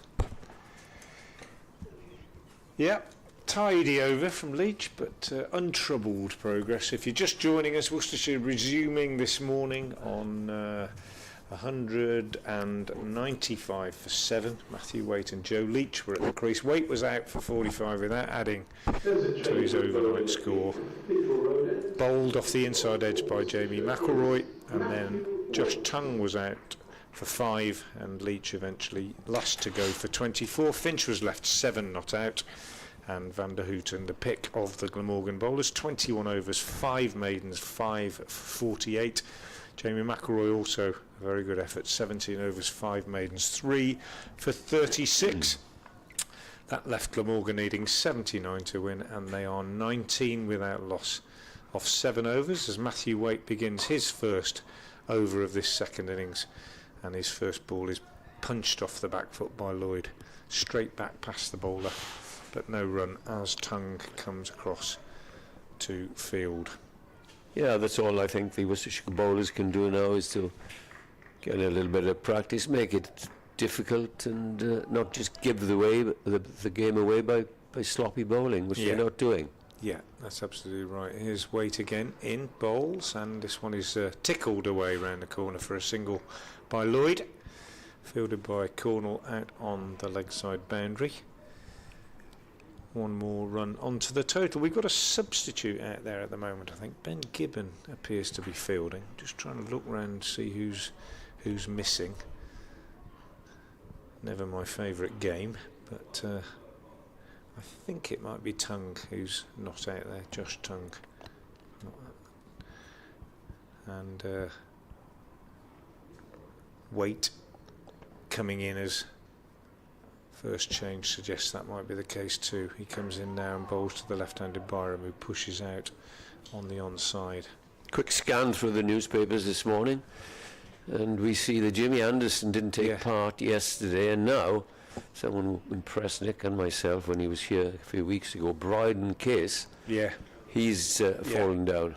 Yeah, he's got a bit of pace, Cars, hasn't he? Yeah, Cars, big strong guy. Gone in the side, which is not good. So Waite again round the wicket to Byram, and he pushes out on the offside, no run. So if Jimmy has got a problem in Case, Matthew Potts will probably be included, and looking forward so much to the Ashes, which quite ridiculously ends at the end of July. But no, it's always an exciting prospect. Oh, absolutely, with some fine players. Here is Waite in round the wicket to the left-handed Byram, and he's pushing out on the offside. There's no run. Yeah, I'm pretty certain I can say that it is Tongue who's not out there at the moment. Bowler short. So they're a bowler short, and that's a bit of a worry with the Leicestershire game coming up. But then on the sort of rotation system that they use with the seamers, it might be that he would have missed out anyway. Pennington's still got a hamstring injury, even though he's been here for this game. Waite bowls wide and short. Byron cuts down to third man. Good tumbling stop by Joe Leach down there. Big man gets down well. They come back for 2. Good running, even though it was a good throw, but Leach had to go to ground to make the save, so it took him a while to get back up and get the throw away. But good work from him, and 2 taken by Byram. He goes on to 16, the more fluent of the pair so far, and Glamorgan 22 without loss, requiring 79 to win when they began this innings. Nick, this afternoon, put in his case for Clubman of the Year for his local club, Machen, because he, as soon as the game finishes, is going to walk across the city. Yeah. Do you want a scorer? Would you like an umpire? Yeah. And have you got tea? That's what the game is all about. It is, absolutely. You know, people listening, they think it's all glamour, and they think Nick Webb, BBC Wales Sport, here, there and everywhere, in the posh press boxes around the test grounds and the international rugby stadiums of this world, but he's off to a park ground. Across to the park this afternoon. Yeah. Proper sportsman, proper cricketer, absolutely. Yeah. So good to know. We never know. They might be just 10 men. They might be. The opposition will say, "Come on, they might be. bring him on." Yeah, he's got his trainers on. I noticed that. Yeah, we You're should hear about it absolutely next right. week. Here's Joe Leach. He starts another over. Having a good battle with Lloyd, who defends, treats him with respect, and Leach nearly goes flying. One ankle goes into the other, but he holds himself, and all is well. This is the day, Rank, when you and I, wish we were a little bit younger. Yeah. Go out and play. Go out and play, yeah. I haven't played for a good while now, and I don't think my knees would let me. It's But, the old legs that go, you're right. Yeah, I'm trying. I've got a 4-year-old grandson who's I've got a little bat and ball set, but he's a bit resistant at the moment. He hits the ball, but he won't let me show him how to hold the bat properly. Leach bowls, and they never do. Yes, I know, they say. Yeah, that's it. No, let me do it like this. I was telling Nick, the eldest grandson, who was 17 before long, he plays for the thirds and the quick bowler, and he bowled to me the other night. Nearly hit me. Well, quite right in my age, and he not with the real cricket ball, it was semi-hard, up on the drive of the house. And I thought, you better stop doing this. Yeah. Joe Leach from the river end comes into the right-handed David Lloyd and bowls, and that's a good-looking shot. Will it beat mid off? Very good stop there. Wait, good work. Yeah, it shows that they're going to fight until the end, as they should do. 22 without loss. The target is 69. And lunch will be 21 minutes' time, and we shall be back after lunch for a brief period. Yeah, and then a drive home, listening to the football, I would imagine, this afternoon for me. Leach bowls again. Lloyd gets a good length ball, drives to mid-on this time. And I'm glad to see Lloyd now, because he's such a good attacking player and has got out a few times this year by nicking off, going for expansive drives. He's facing some good bowling from Leach especially, and he's reining himself in here and telling himself, you don't have to go hard at every ball, young man. Well, if you're an opener, and I was, I mean, if you go out and you need 79 to win, just enjoy the innings. Yeah. Again, he's pushing forward. He's more or less down on the back knee, goes right down as he smothers it. Well, what I was going to say is, if you go out needing 79, I would definitely have been thinking, I can get myself a nice little 30, 40 not out here. Some red ink. Don't need to do anything drastic at all. Don't try and win it in a rush. Plenty of time. That's what he's doing. Yeah, absolutely. They played really well, I think. Played very sensibly. And Worcestershire have bowled quite tightly. They have. As Leach comes in again and bowls, Lloyd again gets an identical delivery, and he has now bowled 5 dot balls. And don't look at the screen. This is the end of his 5th over. Frank, how many? That was the end of his over. How many runs do you think he's conceded? 5? 3. Yeah, 3. Yeah. 5 overs, maidens. 0 for 3. Yeah, that's good. Yeah. Well, he's been right on it, hasn't he? Yeah. He does target the stumps a lot of the time, Joe Leach. Bowls at the stumps, and I always think that's a good thing You're bowling straight, to don't do. you? Yeah. Finch round the wicket. Waite round the wicket to the left-handed Byram, and it just works this one nicely down to fine leg for a single. Azhar Ali comes in to field and sends a perfect throw right in on the bails. Gareth Roderick applauds him, and they take a single. Byram goes to 17, 23 without loss. Yeah, Joe Leach, 5 overs, 3 maidens, no wicket for 3. Very tidy, as ever. But Glamorgan need to do no more than be patient and professional here to get this one over the line for their first victory of the season. Waite is again bowls, and Lloyd is solidly forward. Perfect example of a forward defensive. You could have taken a picture and put it in a coaching book of that one. And he goes for a little stroll. Tell me, Frank, as a cricket coach for many years, and especially in latter years, do you still, develop this conversation after this next ball. Weight in. Shortish run-up, bowls. And the reason I'm asking this Again, question is that I hear certain coaches do. Yeah. That they don't bother with forward defence. They talk about scoops and the one day.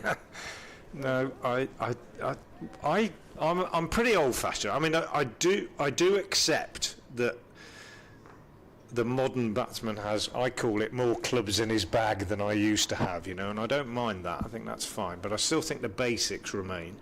Is weight in again now and bowls, and Lloyd pushes up to mid-off. And my first ever influence as a coach was the national coach at the time, who unfortunately has the same name as the Yorkshire Ripper, Peter Sutcliffe. I don't know if you remember him, a Yorkshireman. His son Simon played a bit for Warwickshire. And Peter Sutcliffe took the very first coaching course that I ever did when I was at university, the old NCA level 1 That's I did right. when I was a student doing my PGCE year at Liverpool University, weight bowls and Lloyd blocks. And Peter Sutcliffe made the point to the whole course. He said to all of us, we're boys, he said, but it would go the same for girls as well. What young cricketers like, what young batters like, is batting. And therefore, what I want to teach them first is how to stay in. To defend. Now, I've heard people say they enjoy hitting the ball, let's teach them to hit the ball. And I understand that, and there is a place for that. But nobody likes being out when they're playing a game. They like staying in. Weight bowls, and this is whipped away for a single by Lloyd. And I think that is quite true. And Peter used to teach the backward defence, with tennis balls, get in behind the ball, right. Get your high left elbow up. But I still think that there's something in that. But at the same time, I just try and mix it up. But I think you need to be able to stop the ball from hitting the wicket in order to enjoy batting, and nobody likes being out. So it's a bit of both. 24 without loss at the end of that over. 10 overs gone. And 15 minutes to lunch. And it'll really to continue. Why not? Not for 3 from 6 overs. Similarly with bowling, we were always told and coached, bowl a good length, bowl a good line. If you bowl a good length, you get carted in one-day cricket, especially 20 overs. Yeah. They say on television, oh, he's bowling a length ball, and it's gone over long on for 6. Game is changing and evolving all the time. It is. Leach to Lloyd, the battle continues, and Lloyd tries but doesn't time it at all to hit it through the covers. But I think I'm right in saying that I've taken a couple of school tours, not in last few years, but not that long ago, to the subcontinent, to Sri Lanka and to India, and I think I'm right in saying that the basis of coaching over there is still really quite old-fashioned in terms of getting in behind the ball, playing straight. Repeated sort of practice of hitting straight balls with a straight bat. On him and hit him. Well, he hit the bat with the very top of the bat. He took his right hand off very, very quickly. So Joe Leach hitting something there as he continues to bowl so very accurately. You can bring in all the modern way, the switch hits and all that kind of thing. You can bring that in, but it's got to be brought in once the basis is in place, in my opinion, anyway. Yeah.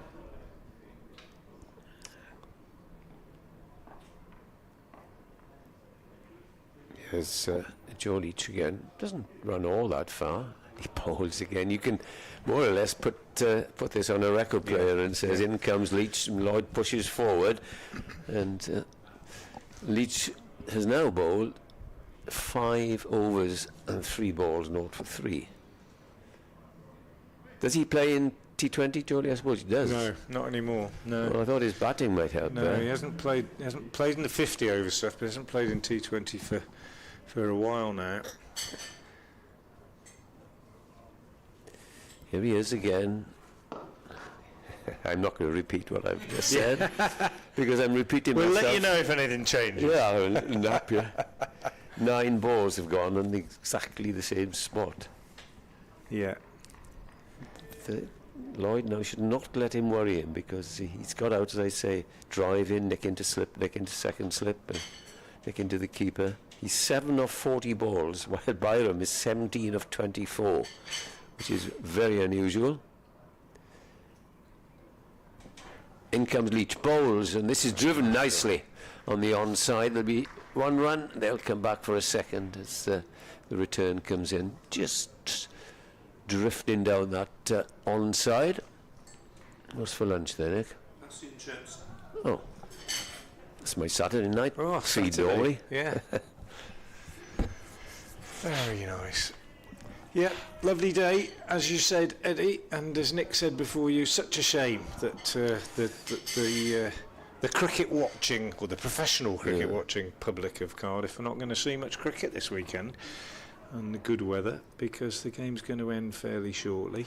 In comes Leach, bowls again, and this time it's driven firmly. Oh, that's great work, isn't it? Excellent fielding at mid-on. End of the over, 2 runs off it, and Glamorgan are 26 without loss. So they need another 53. We'll have 12 minutes before lunch, and, well, as long as you like this afternoon.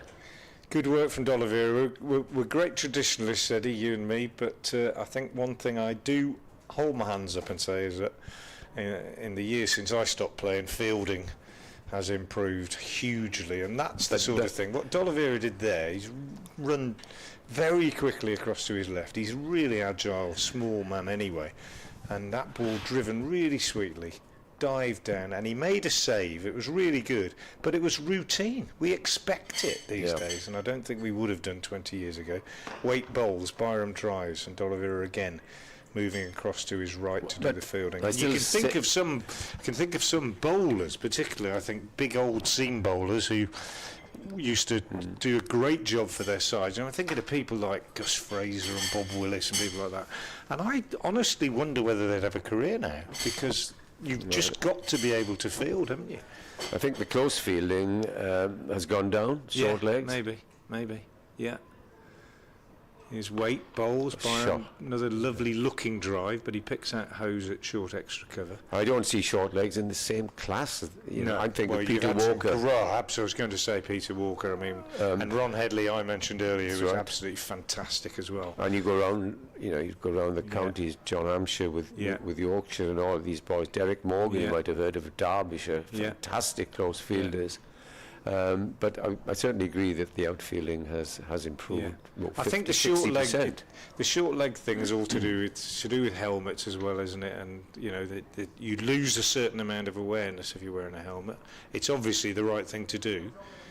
Wait round the wicket bowls. And surprise you here. Pushed out by Byram, no run. I often ask Peter, and he talks about the armour, he used to call it. God rest his soul. Do you know that he didn't wear a box? Nothing at all. No, amazing. But he trusted the bowling of people like Don Shepherd and these great off spinners. Yeah. And if you trust your bowler, but he was out of this world. He was. I don't think people would quite believe how good he was if they saw it now. Well, you just couldn't do it now. And Ron Headley, I played league cricket with Ron, and he used to get in so close. You worry for him, wouldn't you? Yeah, absolutely. But just had an incredible ability to pick up the ball, just amazing. Matthew Waite round the wicket to the left-handed Eddie Byram, man on the drive at short extra now. He goes down the leg side a little bit and has taken on the pad. Byram has strangled appeal. The ball runs out behind square on the leg side. Rob Bailey indicates that it's a leg by. And just in our theme for a moment, I remember Peter saying that if you watch players sweep into the off spinner these days, they turn round. I never feel that he did it. Yeah. He always used to cross his hands because it might be a top edge or a glove, and if you turn your back, you lost it. But such confidence. But then there was that one horrible incident. Was it Roger Davis that got hit? Neil Aberley was the batsman, wasn't he? I remember. Yeah, off Malcolm Nash. Waite over the wicket to the right-handed Lloyd, gets a single, pushed out into the covers, fielded by the substitute Gibbon. They take a single, 28 without loss. If people don't know the story, I'm sure lots of people do. It was, as you say, Warwickshire Glamorgan here at Sophia Gardens in the early days. Neil Aberley, the former Warwickshire opener, and he was facing Malcolm Nash, who was bowling his in-swingers. And if you get an in-swing, it's a bit offline, as you know, Frank. You can whip it off your pads, and just as we saw Joe Leach do this morning. Here comes Waite again round the wicket to Byram, and he lets that go. End of the over. It was a Saturday morning, and of course Neil bang straight into no helmets, of course, those days, and he was another superb close infielder. He was at forward short leg and hit him right on the temple. He went down, and everybody ran, and immediately the umpire said there's a doctor, and a doctor who had come to the match. So you probably heard that. Who had come because it was Saturday and he wasn't working on the Saturday, ran onto the field. And if you talk to Roger these days, he said, well, yeah, I died for a split second and he brought me back to life. And that is when helmets started. Yeah. Yeah. Because I remember Tony Caudle, you might remember the name. Yeah. He went and got a motorcycle helmet, and Mike Brealey did then. Yeah, he did, and Dennis Amos was one of the leading sort of early users of helmets, wasn't he? Yes, Finch, and he's coming from the river end now, and he is going to bowl to David Lloyd, who clips it away, and Byram wanted to run. He was nearly halfway down. David Lloyd wasn't interested. Score remains at 28 without loss. The other fascinating thing about that story that I've read about, and you probably know a lot more about this, but I remember reading quite extensive stuff from Roger Davis about how he had to did he have to relearn how to, didn't he lose some of his vocabulary and so on from the damage, to relearn how to speak? And I don't think it was quite as bad as that, and we often see him down here now, and he would tell you, but my word. Here's the next ball, and that is going to be 4 runs. He gets and times it at last as Lloyd, backward of square, launches into that. That's a typical David Lloyd shot, and he gets 4 runs. Yeah, I don't mean he lost the power of speech, but he was affected in a way that he couldn't remember words for a while, and he had to almost sort of relearn his vocabulary. Really, it was a really interesting article. And Neil Abley was badly affected by it for a while as well. I think we've lost Neil Abley, hasn't he? Yeah, we have. The man who coached Ian Bell, of course. Yeah. Finch comes in and bowls, and Lloyd covers up, plays it back down the pitch, and there's no run. Yet it would have affected him, of course. And if he taught Ian Bell talking about cover drives this morning, well, we can remember a contribution to the game in itself, isn't it? He got 100 in both innings. When I went up to Edgbaston, Nick would have been there as well. My word, it was a pleasure, even if it was against Glamorgan. Yeah, absolutely. We're watching Finch coming in glorious sunshine here in Cardiff, bowls, and Lloyd pushes forward.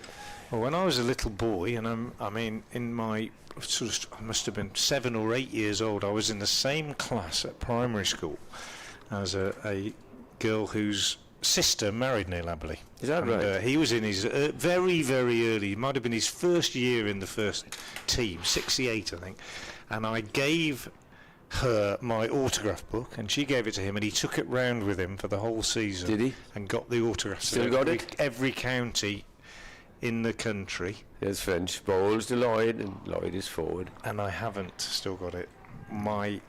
When my parents sold the house that I grew up in after my mother had died, it disappeared, and to this day I'm very, very sad. It was a wonderful, wonderful collection. And just think of the names there now when you look back. Yeah, absolutely. Every county, and it had the Australians on a printed piece of Australian cricket board paper with the names typed in a signature alongside 68 Australians. Finch gathers pace as he comes in now and bowls, and this is played away into the covers, is well pitched up. End of another over. We will have probably one, I think, unless Dolly fancies a twirl. 32 without loss, Glamorgan. Halfway stage is around 38, 39, if my maths is right, so they're well on their way. Yep, 79 to win when they started, 32 without loss, 46 is the deficit, and we've had 13 overs. Matthew Waite will bowl what will be the last over before lunch from this Cathedral Road end of the ground. And we're just going through the last rites, really, of this game, Worcestershire, this morning. any chance of a miracle, and they were resuming on 195 for 7, disappeared almost straight away when Waite was out. He bowls now, and it's Byram driving back past the bowler. Waite was out to the first ball of the second over, chopping on from Jamie McElroy. He went for 45, and thereafter Tongue was out for 5 and Leach for 24. Worcestershire 227 all out in their second innings, and Tim van der Houten finishing with 5 for 48. A pretty good return for him. Match figures of, well, he got 2 for 28 in the first innings. In comes Waite. This one's clipped by Byron behind square for 2 runs. He comes back as fielding is done by the substitute Ben Gibbon. Takes Byram on to 19, 34 without loss. So yeah, really good match for Van der Houten, continuing his excellent season. I think that's 28 wickets now. Correct. For him. Yep. Pretty good going, and he was the major wicket taker. But a word for Jamie McElroy as well. Really tidy performance from him early in his career. 17 overs, 5 maidens, 3 for 36. He finished with. Waite over the wicket now to the left-handed Byram, who drives back to the bowler, and there's no run. So Glamorgan needing 79 to win when they began this innings, and they've made, it has to be said, pretty untroubled progress. Lloyd is 14, Byram is 19. One big shout for LBW against Lloyd when Leach was bowling. Other than that, few scares for the batsman, and pretty obvious they'll be ticking through towards victory very shortly after lunch. There's Waite again. Bowls to Byram, and he pushes out on the offside. No run. Lovely day here at Sophia Gardens, and as we've said repeatedly, a shame that we're not going to have more cricket, but at one stage didn't even think we were going to be here today. We thought we might see the game end yesterday, but Worcestershire made a bit of a fight of it after tea.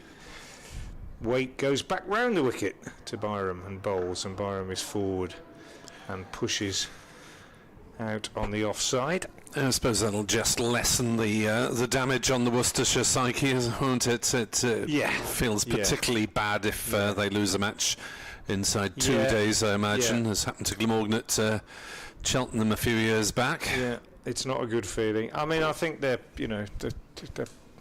pretty low, to be fair, at the moment anyway, but you're right. Just having a little chat here, D'Oliveira and Azza, to make sure that this ball doesn't get delivered before 1 o'clock, I reckon. And it's Matthew Waite to bowl it. Last ball before lunch, I would imagine, as he comes in now round the wicket, and Byram drives up to mid-on. D'Oliveira fields, and that is the end of the over. And Rob Bailey says the end of the session. It is lunch, with Glamorgan 34 without loss, and they require another 45 to win. Yep, it'll be a formality, one would imagine. Worcestershire might have other ideas, just trying to limit the margin of defeat, but Glamorgan 34 for noughts, chasing 79 to win. Update for BBC Radio Wales in a moment or two, and then commentary resumes at 1:40.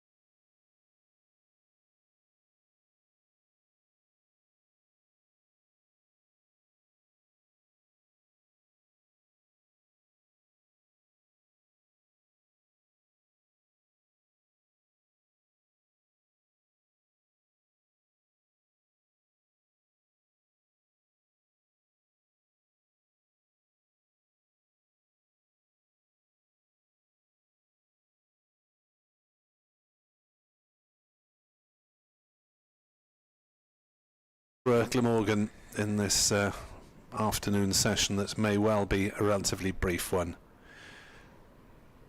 Finchin bowls, and Lloyd will get a single up to wide mid-on. There's a shy at the stumps from D'Oliveira just to show he's still trying.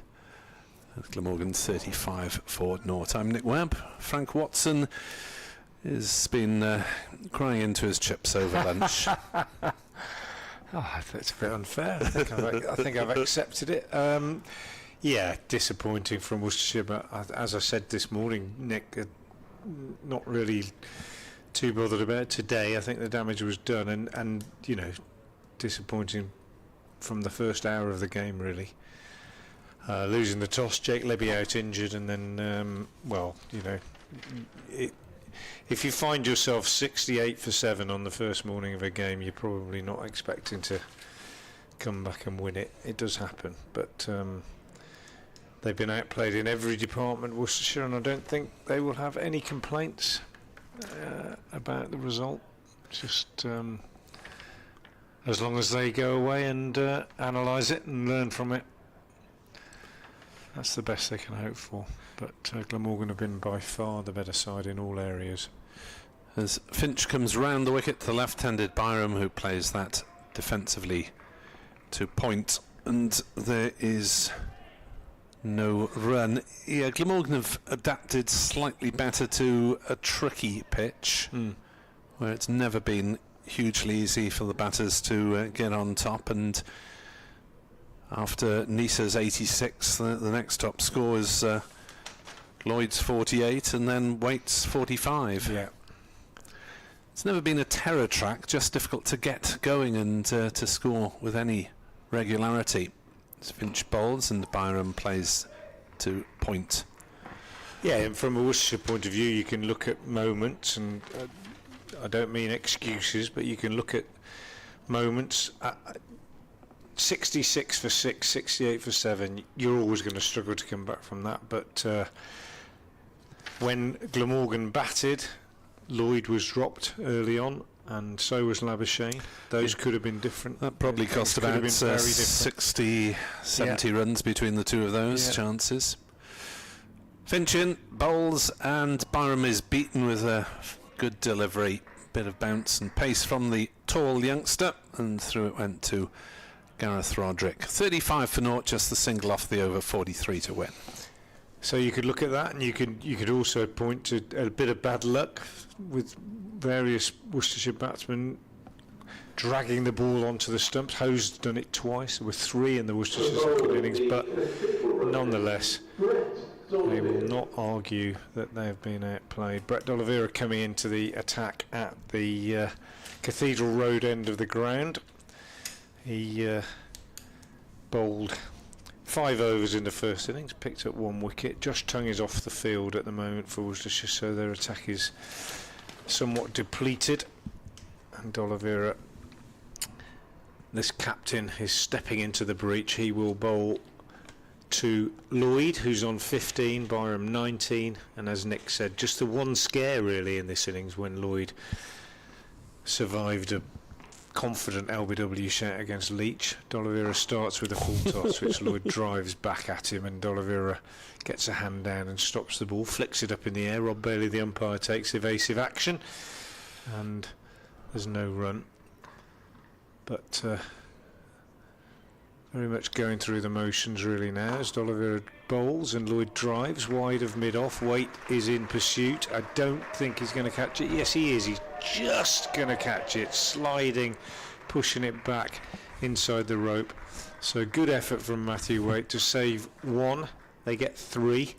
Many a cricketer, I think, would have been tempted to just let that one run the extra yard over the rope, but not the competitive Waite, who in this game has done pretty well really in a losing cause and has established himself as Worcestershire's leading run scorer this season in first class cricket.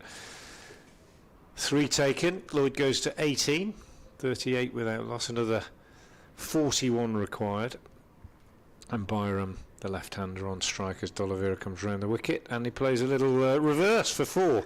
First time we've seen anybody play that shot in this game. It was a full toss from D'Oliveira, and Byram playing a little reverse paddle gets it away down to third man for 4 runs, and I just sense that it's going to happen fairly quickly now, Nick, in the next few overs. I think nobody's really in any doubt as to what's going to happen. Byram's gone to 23, pushes this one from D'Oliveira out on the onside, no run, 42 without loss, and we'll be, or I will be, back on that motorway before you know it.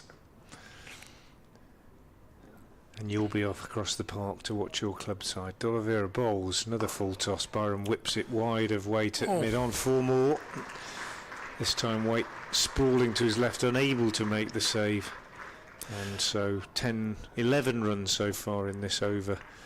And I think things are going to crack on fairly quickly from here. Yes, Waite had a dive at that, got a fingertip to, I think, but didn't really take any of the speed off the ball. Here's D'Oliveira again round the wicket, bowls, and another paddle from Byram for 4 down to fine leg. Expertly played. Actually, it's not going to go for 4 because a really good chase and sliding stop by Taylor Cornwall. They get another 2 though. So the end of the over, an expensive one from D'Oliveira, 13 runs I think coming from it, 48 without loss. Lloyd has 18, Byram's raced on to 29, and we're not far off now. I think I've overestimated. Have I 13? Was it 13? 13. It was 13. It was 13 runs off the over indeed. A couple of boundaries. And well, although the result is predetermined, I think individuals are still keen to preserve their figures, aren't they? These Glamorgan batters will want to have little asterisks for not out next to their name, and a few more runs to boost the average. As Finch is into bowl, and Lloyd turns his first ball to mid-wicket, and there's no run. Similarly, any wickets that Worcestershire are able to pick up, they will help the averages at the end of the season, and people look and say, well, how did he do? And a wicket at the tail end of a match is worth in the stats just as much as one on the first morning, and cold figures anyway. 1 slip for Finch, bowling to David Lloyd, and Lloyd chops it out into the offside, fielded at cover, no run. Nice to see at least one party of 20-somethings enjoying the cricket, along with the older generations. There's a group of lads all having a knock around on the outfield. Yeah. Always nice to see that at lunch, isn't it? A few dads and lads out there. Yeah, we've had the kids for the first couple of days with the school parties, playing quick cricket and so forth at lunchtime. As Finch is into bowl to Lloyd, who'll get a single on the leg side, playing that one towards square leg. 49 without loss. Lloyd to 19. Byram has 29 after a more rapid opening. And well, I think Glamorgan will be grateful for the extra day off, given the workload of their bowlers and the fact that they had a couple of away trips before this game, so I suspect Nisa van der Hocht and Harrison McIlroy will have a family commitments permitting, will have a nice day putting their feet up tomorrow. Here's Byram driving through the covers for probably 4. The chase is on, but the ball beats substitute Gibbon to the ropes, away to our left in front of the pavilion. And Glamorgan's half century is up there, 53 without loss, just 25 runs to win. Yeah, it's not going to take long now. I think probably the next 10-15 minutes at the most. There's a resignation about the Worcestershire side out there at the moment. Not to say they've stopped trying, but pretty obvious where this is going. There's Finch round the wicket to Byram, who drives another one through the covers. That's an even better shot, just forward of point, and that's raced away for 4 more. And Glamorgan 57 for no wicket, and the end is nigh. The end is indeed nigh. Byram, who drives another one through the covers. That's an even better shot. Beautiful shots from Byram, who missed the last match through injury. Was out outscoring in the first dig, so valuable runs for him to resume the confidence that he had from 100-odd runs for once out against Gloucestershire and a half-century against Leicestershire. Finch in, bowls, and that one's forced through mid-wicket for 4 more, and Glamorgan are getting there at a real gallop as Finch could not find the right line and length in that over. Byram's taken 3 fours in that over, and Glamorgan is 61 without loss, needing just a further 18. Yeah, it was a bit of a return to the Finch that we saw at the start of the first innings, wasn't it? That when he was expensive, but came back really well in that first innings to get his first ever 5 but over pitching with regularity in that over, and well, 20 odd runs in the last 2 overs. As 13 and 11, isn't it? Towards victory here, and D'Oliveira to continue with a further 18 required. That's all we need for this game to be concluded. And Glamorgan, I think it's fair to say, have been on top virtually throughout, and I think we're going to have 4 more here, as this one's over pitched on leg stump and tickled down to fine leg by Lloyd, and indeed it is 4 more. And it is really happening at pace now. 14 more needed. They've raced along since lunch. They've added 31 since lunch, and we're only in the 4th over after the interval. So a rapid canter towards victory, if not a gallop here, as D'Oliveira is in again and bowls, and Lloyd just steers this one out on the offside, and there's no run on this occasion. So it's all going to be done and dusted by about 2 o'clock, I would imagine, as D'Oliveira is in again, bowls, and Lloyd gets a single, just tickling this one away behind square on the leg side. Cornell comes in to do the fielding, and Lloyd moves on to 24, total to 66 without loss, and Glamorgan, they're going to be in pretty good shape after this in terms of the table, I would think, Nick, aren't they? Yeah, they came into it in 5th, wasn't it? 1 place behind Worcestershire, but depending on other results, and we'll have to wait really till tomorrow evening to see how things play out. Worcestershire going to suffer their 2nd defeat. They've won 1, drawn 2. D'Oliveira around the wicket to the left-handed Byram. He's forward, steering this out on the offside. No run, and they could have lost another game had it not been for the weather, so having won the first one, Worcestershire have not made progress really. D'Oliveira bowls flatter, quicker. Byram tries to sweep, misses it. Roderick takes the 2nd attempt, and they'll have to go away and have a rethink, I think. Not been helped by Jake Libby's absence in this one, and Dylan Pennington's absence with injury as well. D'Oliveira again bowls. Byram drives up to mid-off. Azhar Ali fields. No run. End of a tighter over from D'Oliveira. But 13 more required. Glamorgan 66 without loss.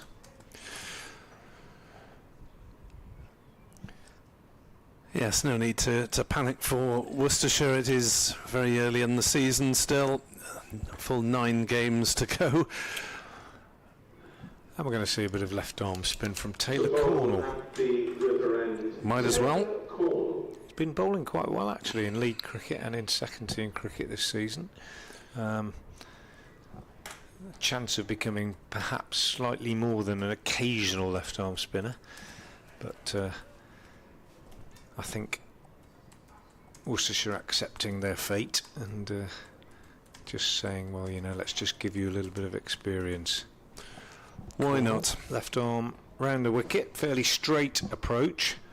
Good captaincy really, allowing the occasionals a chance to bowl an over or 2. He comes now and bowls, and Lloyd drives nicely up to mid-on. Finch fields, no run.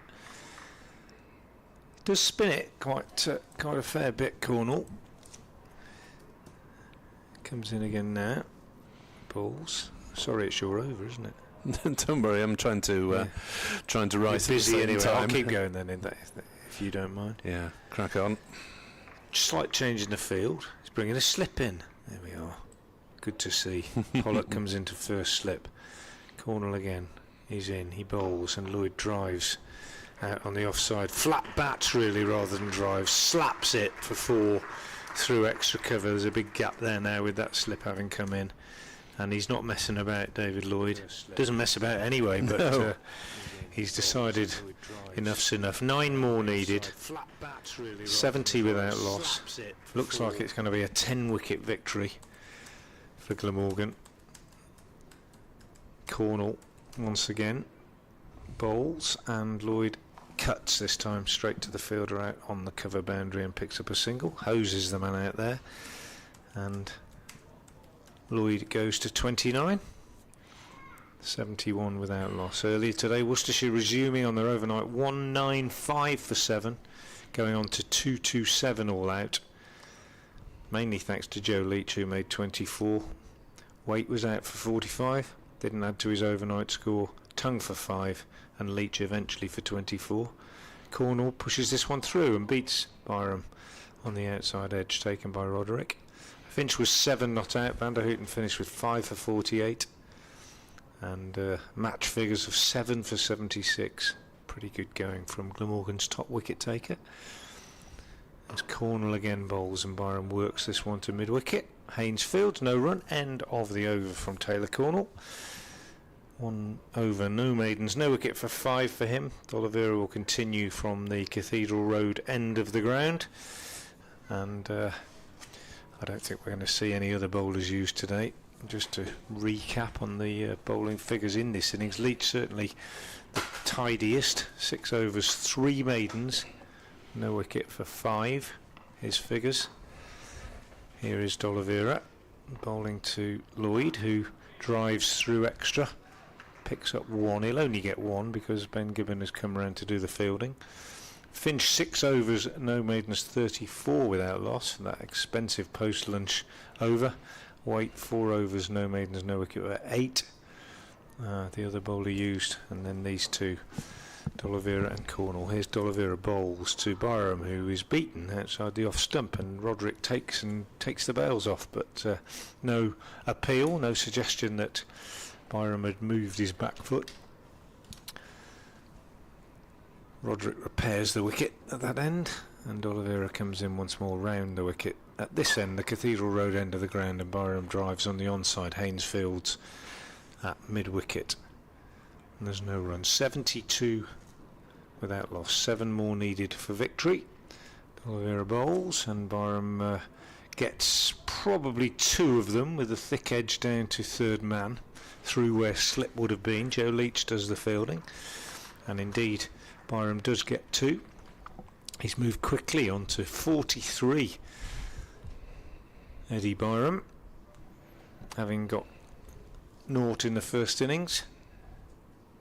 Can he finish it now? D'Oliveira bowls, and indeed he can, as he whacks this one away through mid-wicket for 4, and it is all over. Glamorgan win the game by 10 wickets. Byram finishes unbeaten on 47. Lloyd finishes unbeaten on 30, and the game concludes with Glamorgan winning by 10 wickets. And in all fairness, they have been... Oh, I beg your pardon. They need 1 more. Thank you, Frank. Well done, Nick. There's me. I'm writing everything up. Thank you, Frank. They needed 5. Yeah, trailed by 0 Glamorgan. Here is Brett D'Oliveira then, and Eddie Byram on strike. Let you talk us through it, Nick. Sorry. D'Oliveira into bowl to Byram, who hits another one through the leg side to finish us off here at Sophia Gardens. And Glamorgan racing to a 10-wicket victory at 82 without loss. It brought up Eddie Byram's half-century as well, coming off just 55 balls. He's 51 not out. David Lloyd is 30 not out. And Glamorgan 82 without loss as the teams shake hands, and Glamorgan have polished it off in just 20 minutes after lunch, which is good going for another 45 runs. Today, as you There you go. Sorry about that, Nick. I so expected it to finish with that ball that I forgot they needed one more. But he didn't waste much time, and he got his 50 in the end as well. D'Oliveira 3 overs, no mates, no wicket for 29 at the end, and an absolutely comprehensive 10-wicket win for Glamorgan. Thoroughly deserved. Been on top since the first morning, and no complaints whatsoever, I'm sure, from Worcestershire about the result. Indeed not. Thank you very much indeed to Frank Watson for your company throughout the 2.5 days as Worcestershire go down to a 10-wicket defeat. Glamorgan, first win of the season. These two teams meet again at New Road in early September, so I look forward to that if selected. And Glamorgan face Sussex away on Thursday. Worcestershire host Leicestershire.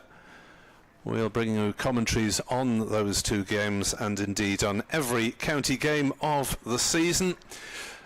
And we look forward to our next engagements. Thanks very much indeed to Frank. Thank you to Edward as well.